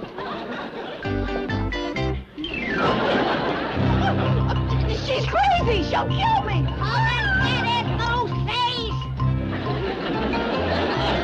Chef কেমন দেখতেন? They are doing very good. একটু nervous, স্বাভাবিক, because যে সিচুয়েশনে তারা আছে এখানে nervous হওয়াটাই স্বাভাবিক। পার্টিসিপেন্টস আর মাত্র 10 মিনিট বাকি আছে। But confident, everyone is confident. আজকে কোনো কারো ঝামেলা হয়েছে কোনো? একটা হলো গিয়ে জুয়ারিয়ার ওভেনটাতে হয়তো বা সে রাইট টেম্পারেচার দিয়ে শুরু করে নাই, এই জন্য ওখানে একটু প্রবলেম ফেস করতেছিল। তামান্নাদেরটা ইজ ওকে, বাট আমি বলবো নার্ভাসনেসের জন্য ওরা যত না বিগ ডিল ওর থেকে আরও অনেক বেশি ভয় পাচ্ছে। That's what I felt. আমার কাছে সবচেয়ে কন্টেন্ট আজকে মনে হয়েছে দিবা আর নসীন, মানে ওদের ক্রিয়েটিভিটি, ওরা সামথিং নিউ আজকে নিয়ে আসবে, বাকিদের থেকে ডিফারেন্ট হবে।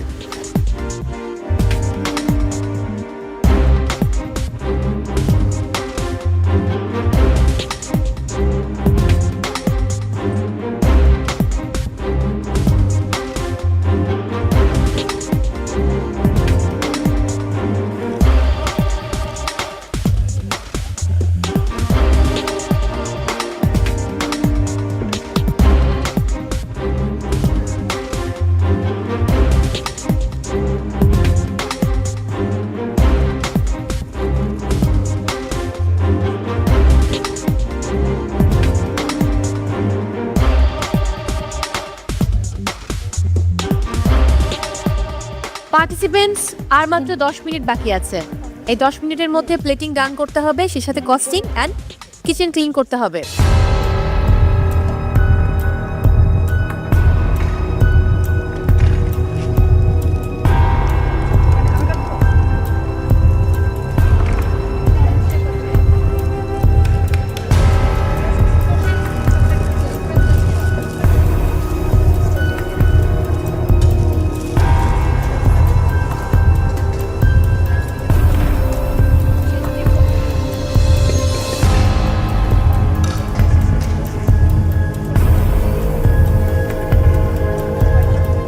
পার্টিসিপেন্টস আর মাত্র 2 মিনিট বাকি আছে, only 2 minutes।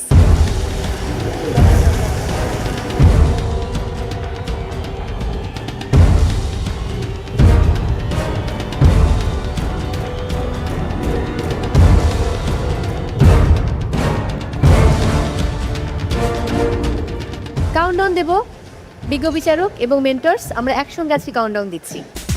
10 9 8 7 6 5 4 3 2 1 0 and hands up।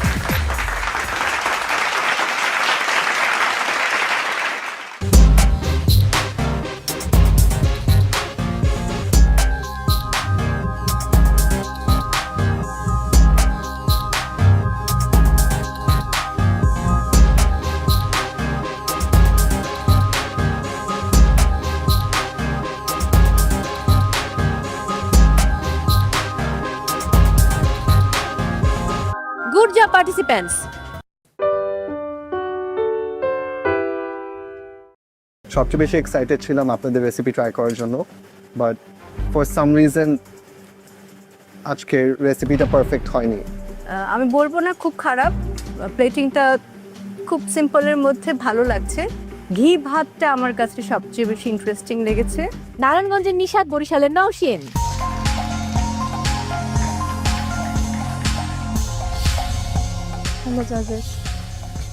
আমাদের রেসিপি হচ্ছে আমরা করেছি লাল চালে ঘি ভাত, আর এখানে করেছি হচ্ছে চিংড়ি নারিকেলের থোড়ের ঝোল করেছি, আর সেটা দুজনেই করেছি মোচার বড়া।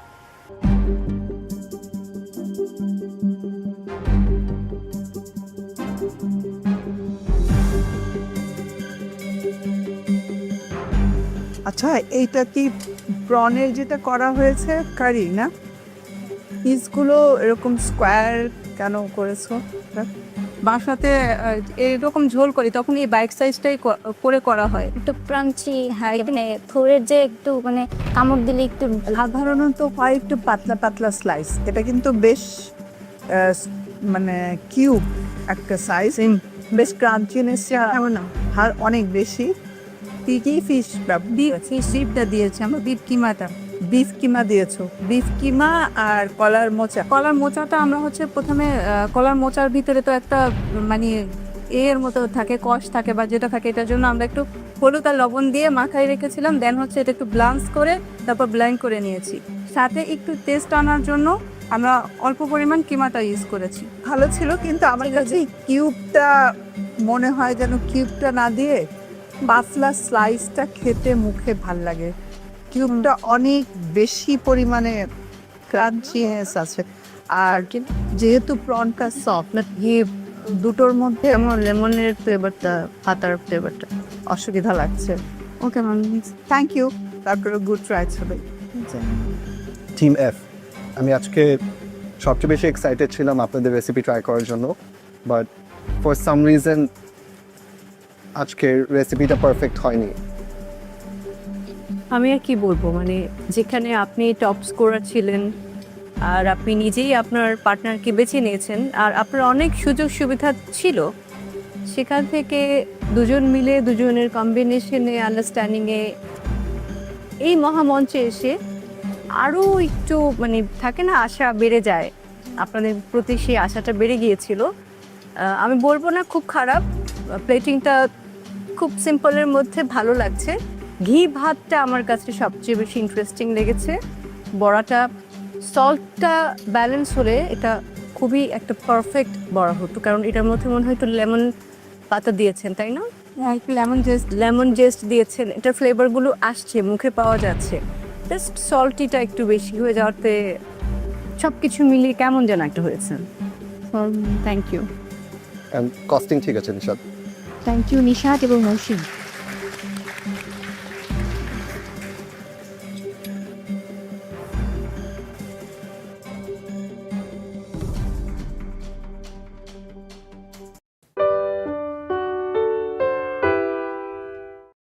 আমি আজকে বানিয়েছি ফিশ পায়লা।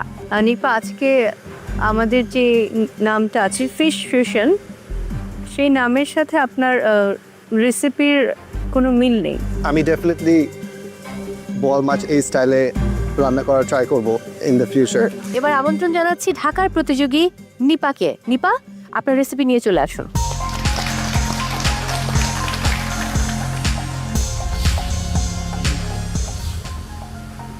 আমি আজকে বানিয়েছি ফিশ পায়লা। কি ফিশ ব্যবহার করেছো? আমি বোয়াল মাছটা ব্যবহার করেছি। ফিশ কোথায়? ফিশ ম্যাম আজ কোথায় আছে? ভিতরে? হ্যাঁ ম্যাম, এটা লেয়ার করেছেন? লেয়ার করে নিয়ে এভাবে আর কি দিয়ে দিয়েছি। ট্যাঙ্গি সসটা কি করে করেছেন? ট্যাঙ্গি সসটা আমি অরেঞ্জ, চেরি, মানে সুগার অ্যান্ড হচ্ছে হালকা একটু সয়া সস, ভিনেগার অ্যান্ড হচ্ছে রোস্টেড টমেটো দিয়ে করেছি। এটাও কি মেন্টর বলে দিয়েছিল সসের কথা? মেন্টর, হ্যাঁ আমার মেন্টর আমাকে বলেছে যে একটা মানে এটাকে ইনহ্যান্স করার জন্য একটা ট্যাঙ্গি টাইপসের সস রাখলে ভালো হবে। আপনার মেন্টর নাদিয়া নাতাশা? জি নাদিয়া নাতাশা আপু, আপনি কি ট্যাঙ্গি সস করতে বলেছিলেন? আমি যখন ওকে বুঝিয়েছিলাম যে এটা এরকম একটা ফুল মিল, সে বলেছিল আমি একটা সস করতে চাই এর সাথে, আমি কি করতে পারবো? তা আমি বলেছিলাম এটার সাথে বেসিক্যালি সস সার্ভ করার দরকার নাই, কিন্তু সে বলছে আমি একটা সস করতে চাই এবং সেটা একটু সুইট বা ক্রিমি। তখন আমি বললাম যেহেতু আপনি করতেই চাচ্ছেন, যদি করেন, যেহেতু ফিশ, আপনি একটা লেমন বেস কোনো কিছু দিতে পারেন। কিন্তু সসটা মজা হয়েছে। ইনিশিয়ালি সে বলেছিল যে এটার সাথে সস যায় না, অ্যান্ড শি ইজ রাইট। সসটা আপনি করেছেন, that is your choice. By itself সসটা খেতে মজা। প্লেটিংটা আমার পছন্দ হয়নি। I think it's very messy, right? চ্যালেঞ্জটা ছিল আজকে ফিশ ফিউশন। পায়রাতে ফিশ খুঁজে পাওয়া যাচ্ছে না, you have to really look into it. সসটা ইয়েস ইট হেল্পস রাইসের সাথে খেতে, বাট সসটা ছাড়া যদি আমি খাই, পায়রাতে কোনো সিগনিফিকেন্ট কোনো ফ্লেভার্স নাই। নিপা, আজকে আমাদের যে নামটা আছে ফিশ ফিউশন, সেই নামের সাথে আপনার রেসিপির কোনো মিল নেই। কস্টিং আপনার ওভারঅল ঠিক আছে, 542 করে আপনি এই প্লেটটা সেল করছেন। কস্টিং ইজ ওকে, বাট এটা আপনি 542-তে সেল করতে পারবেন না রিয়েল লাইফে। Thank you.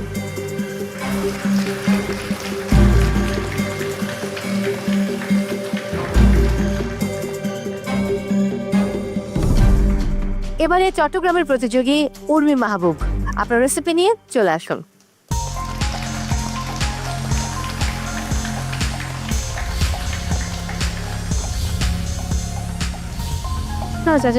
Hello, hi. Peruvian একটা কুইজিন, পেরিহো।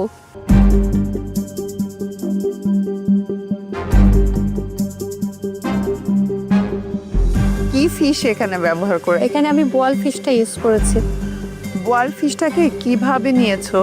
ছোট কিউব কেটে করে নিয়েছিলাম। কিউব কিউব করে একটু করে ফ্রাই করেছি প্রথমে কর্নফ্লাওয়ার দিয়ে, দেন আমি আবার স্টুর সাথে আমি প্রথমে বোয়ালের যে স্কিনটা ছিল ওটা দিয়ে একটা স্টক করেছিলাম, ওইটা দিয়ে আমি স্টুটা রান্না করেছি। ফিশ স্টু আকারে যদি বলো তাহলে ভালো, তবে বোয়ালের ফ্লেভারটা কিন্তু আছে, খারাপ না, খেতে ভালো। আমি বলবো ভালো ছিল, গুড ট্রাই। Thank you. প্রথমত আমার কাছে মনে হচ্ছিল উনি কি ভুলে চিংড়ি মাছ উঠিয়ে নিয়ে আসছে। চিংড়ি মাছ হয়তো কোনো অপশন ছিল না। তারপর কারণ ফিশগুলো এত সুন্দর করে মনে হচ্ছিল যেখানে শ্রিম্প গোল গোল গোল গোল করে দেয়া। তারপর যখন বোয়াল ফিশ বললেন আর এটা ফিউশন, তখন একটু কনফিউজ ছিলাম যে এবার মনে হয় হালকা হলেও স্মেল পাবো। তো মুখে দিয়ে বোয়াল ফিশ মনেই হয়নি আমার কাছে, যা মনে হচ্ছে ডিফারেন্ট কোনো ফিশ। খুবই ভালো, খুবই মজার। সেই সাথে আপনার ব্রেডের সাথে যে আপনার গার্লিক একটা অয়েল মনে হয় করেছেন, garlic oil, butter oil, kind of garlic ব্রেডের মতনই লাগছিল ওটার সাথে যখন মিক্স করে খাচ্ছি। So it's really nice. শুরু কর।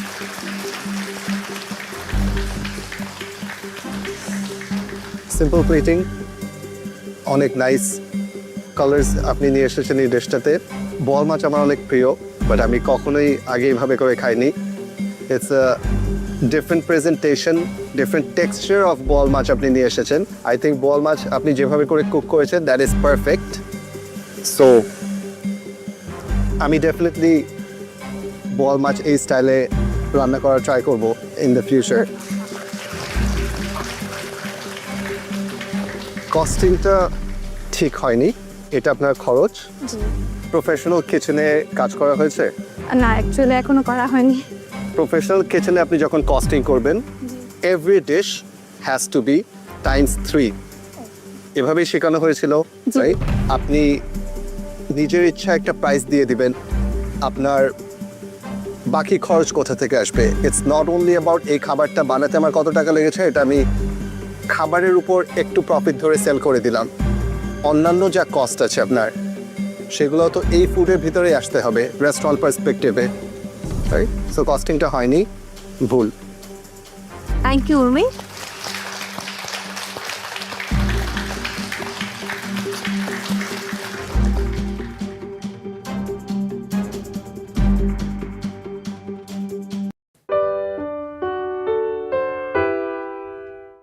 এটা কি? এটাতে মোচাটা দিয়ে হচ্ছে ইয়ে করা হয়েছে, গরু মাংস আর ডাল দিয়ে ভুনা করা হচ্ছে, কিমা দিয়ে। এটাতে কি মোচা? আর মাত্র 5 মিনিটস বাকি আছে, অনলি 5 মিনিটস। দিবা হ্যাজ নো আইডিয়া কোনটা মোচা কোনটা থয়। অসিত, জি স্যার। কি বানাচ্ছেন আজকে? আমরা আজকে করছি থোড় দিয়ে চিংড়ি দিয়ে একটা কোফতা কারির রসা। মানে কারি আর রসা তো একই জিনিস, তো আমি রসা বলছি কারি না বলে। বাংলা কুইজিন নিয়ে কনফিডেন্ট বা? হ্যাঁ, কনফিডেন্ট। আপনার কি হচ্ছে, কেমন লাগছে? যে আমাদের যেহেতু ডিসাইড করা হয়েছিল একটা কারি হবে অ্যান্ড একটা ভর্তা হবে, সো আমরা আরেকটা ইয়েতে সাইড ডিশের সাথে রেখেছি আপনার মোচা দিয়ে ছুটকি দিয়ে একটা ভর্তা করেছি। 12 মিনিটের মতো বাকি আছে। হ্যাঁ জি জি শেফ, আমাদের কাস্টম 3টা বাকি। জাস্ট এই যে সার্ভ করবেন, ক্লিন করবো। Good luck.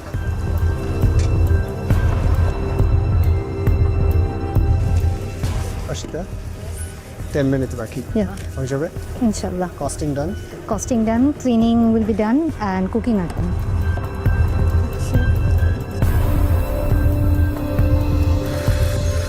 তো এখনো শেষ হয়নি, আর 11 মিনিট বাকি আছে, ইনশাল্লাহ হয়ে যাবে। যেহেতু তোমার কোপ্তা ভাজাটা হয়ে গেছে, এই গ্রেভিটাও রেডি, জাস্ট এটাতে ডিপ করবো 2 মিনিট। প্রেজেন্টেশন জি, কস্টিং ফাঁকে করছি আমরা, প্রায় হয়ে গেছে। মোচা ইনফিউজ করা। দেন এটা কি? এটাতে মোচাটা দিয়ে হচ্ছে ইয়ে করা হয়েছে, গরু মাংস আর ডাল দিয়ে ভুনা করা হচ্ছে, কিমা দিয়ে। এটাতে কি মোচা? এটাতে হচ্ছে এটার ফুলটা আর কি, দ্যাট ইজ মোচা। এন্ড দেন এটাতে হচ্ছে ওই যে যেটা ভিতরে ছিল। ও হ্যাঁ।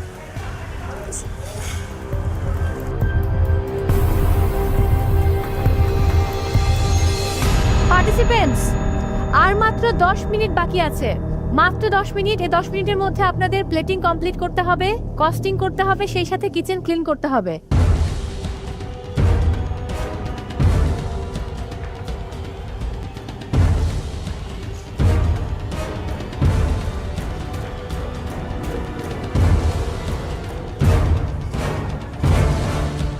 ভালো, সবাই মোটামুটি অন টাইম শেষ করে ফেলবে। ক্লিনিং কস্টিংও সবার হয়ে গেছে, টিম ওয়ার্ক তো।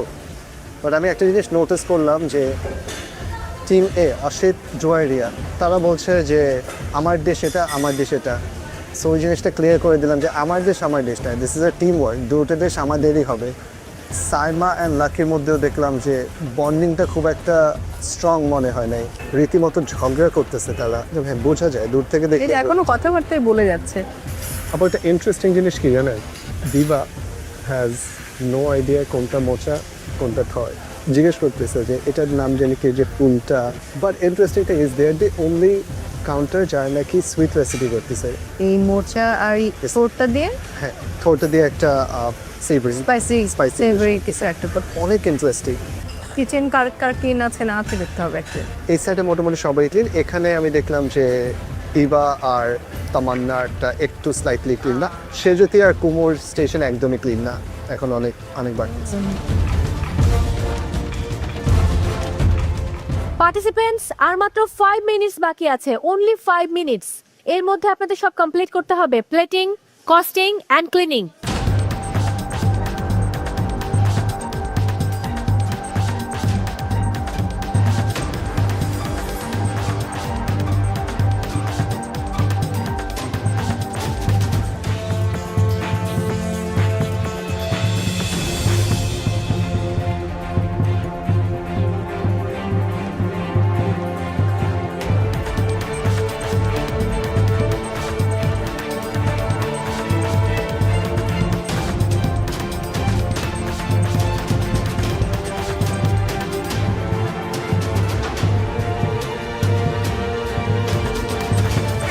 সেকেন্ড, অনলি 19 সেকেন্ড, আমি কাউন্টডাউন দিচ্ছি। 10 9 8 7 6 5 4 3 2 0 Times up.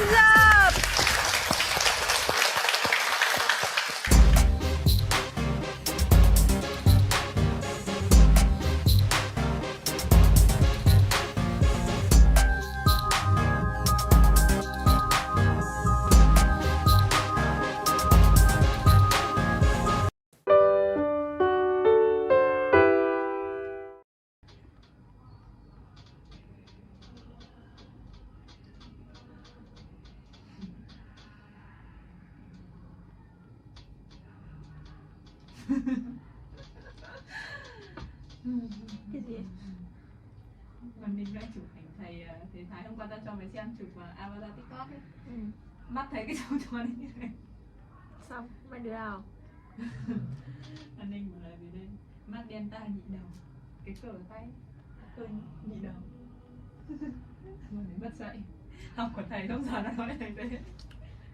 Láo mà.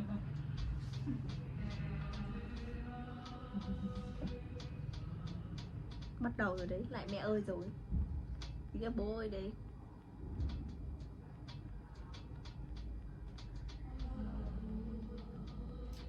Và các bạn nhớ là mình sẽ chỉ tô vần xung quanh mắt thôi, chứ sẽ không tô vào phần mắt nha. Sẽ không tô cái phần mắt này bằng màu cam vàng mà mình đang cầm đâu nhá.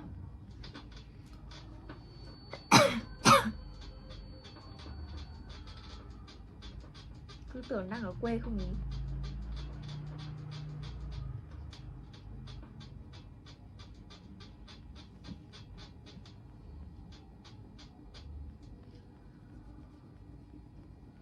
Sao vẫn chưa có lịch thi nhỉ? Sợ phết. Đúng và có lịch thi chắc tao chết. Đột quỵ.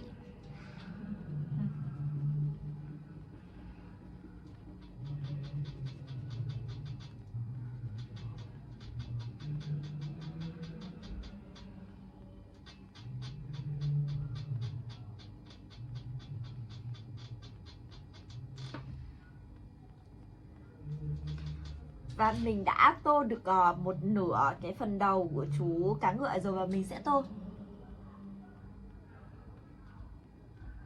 nốt một nửa cái đầu của chú cá ngựa này y hệt như thế nha.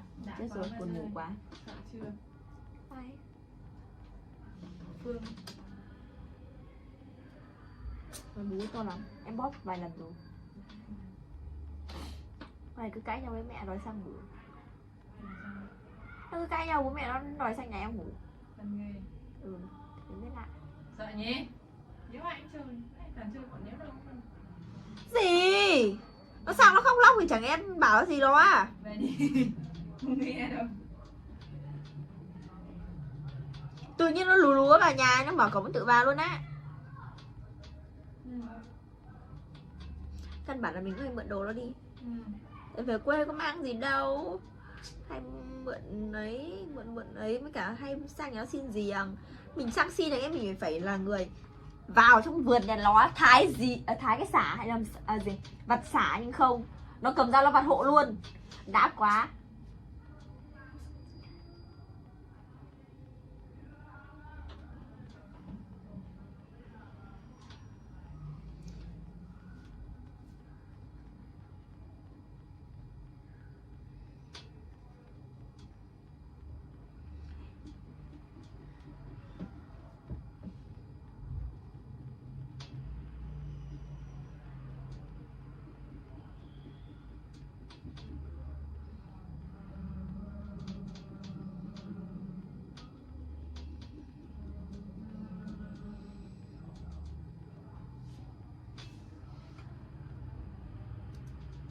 Và các bạn có thể thấy là mình đã tô xong phần đầu rồi đúng không? Và tiếp tục thì mình sẽ kéo xuống phần thân nha. Trước khi qua phần thân thì mình sẽ đến phần cổ trước nhé.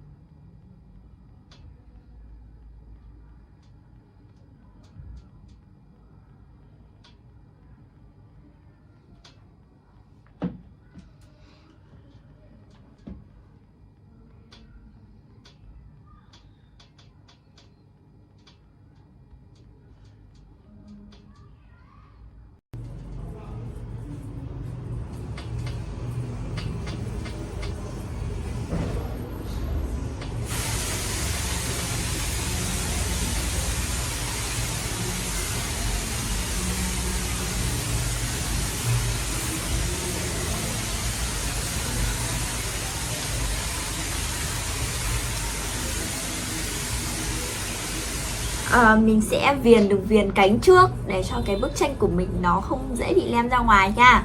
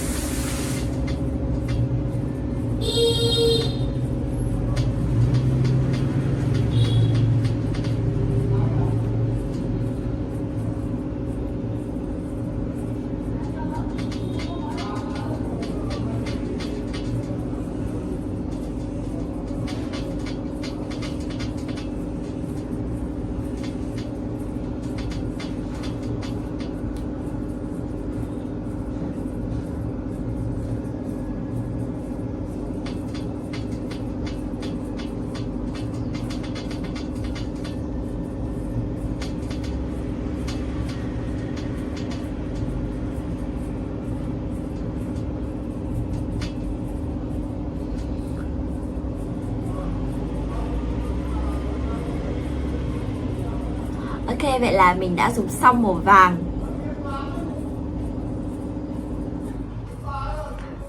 Để tô phần cánh bên trên. Và bây giờ mình sẽ dùng màu vàng để tô cả phần đuôi nữa nhá. Phần đuôi này thì mình vừa tô cả màu vàng và vừa tô cả màu cam lên. Nên các bạn nhớ là mình đã tô đúng ô có màu vàng chưa nhá.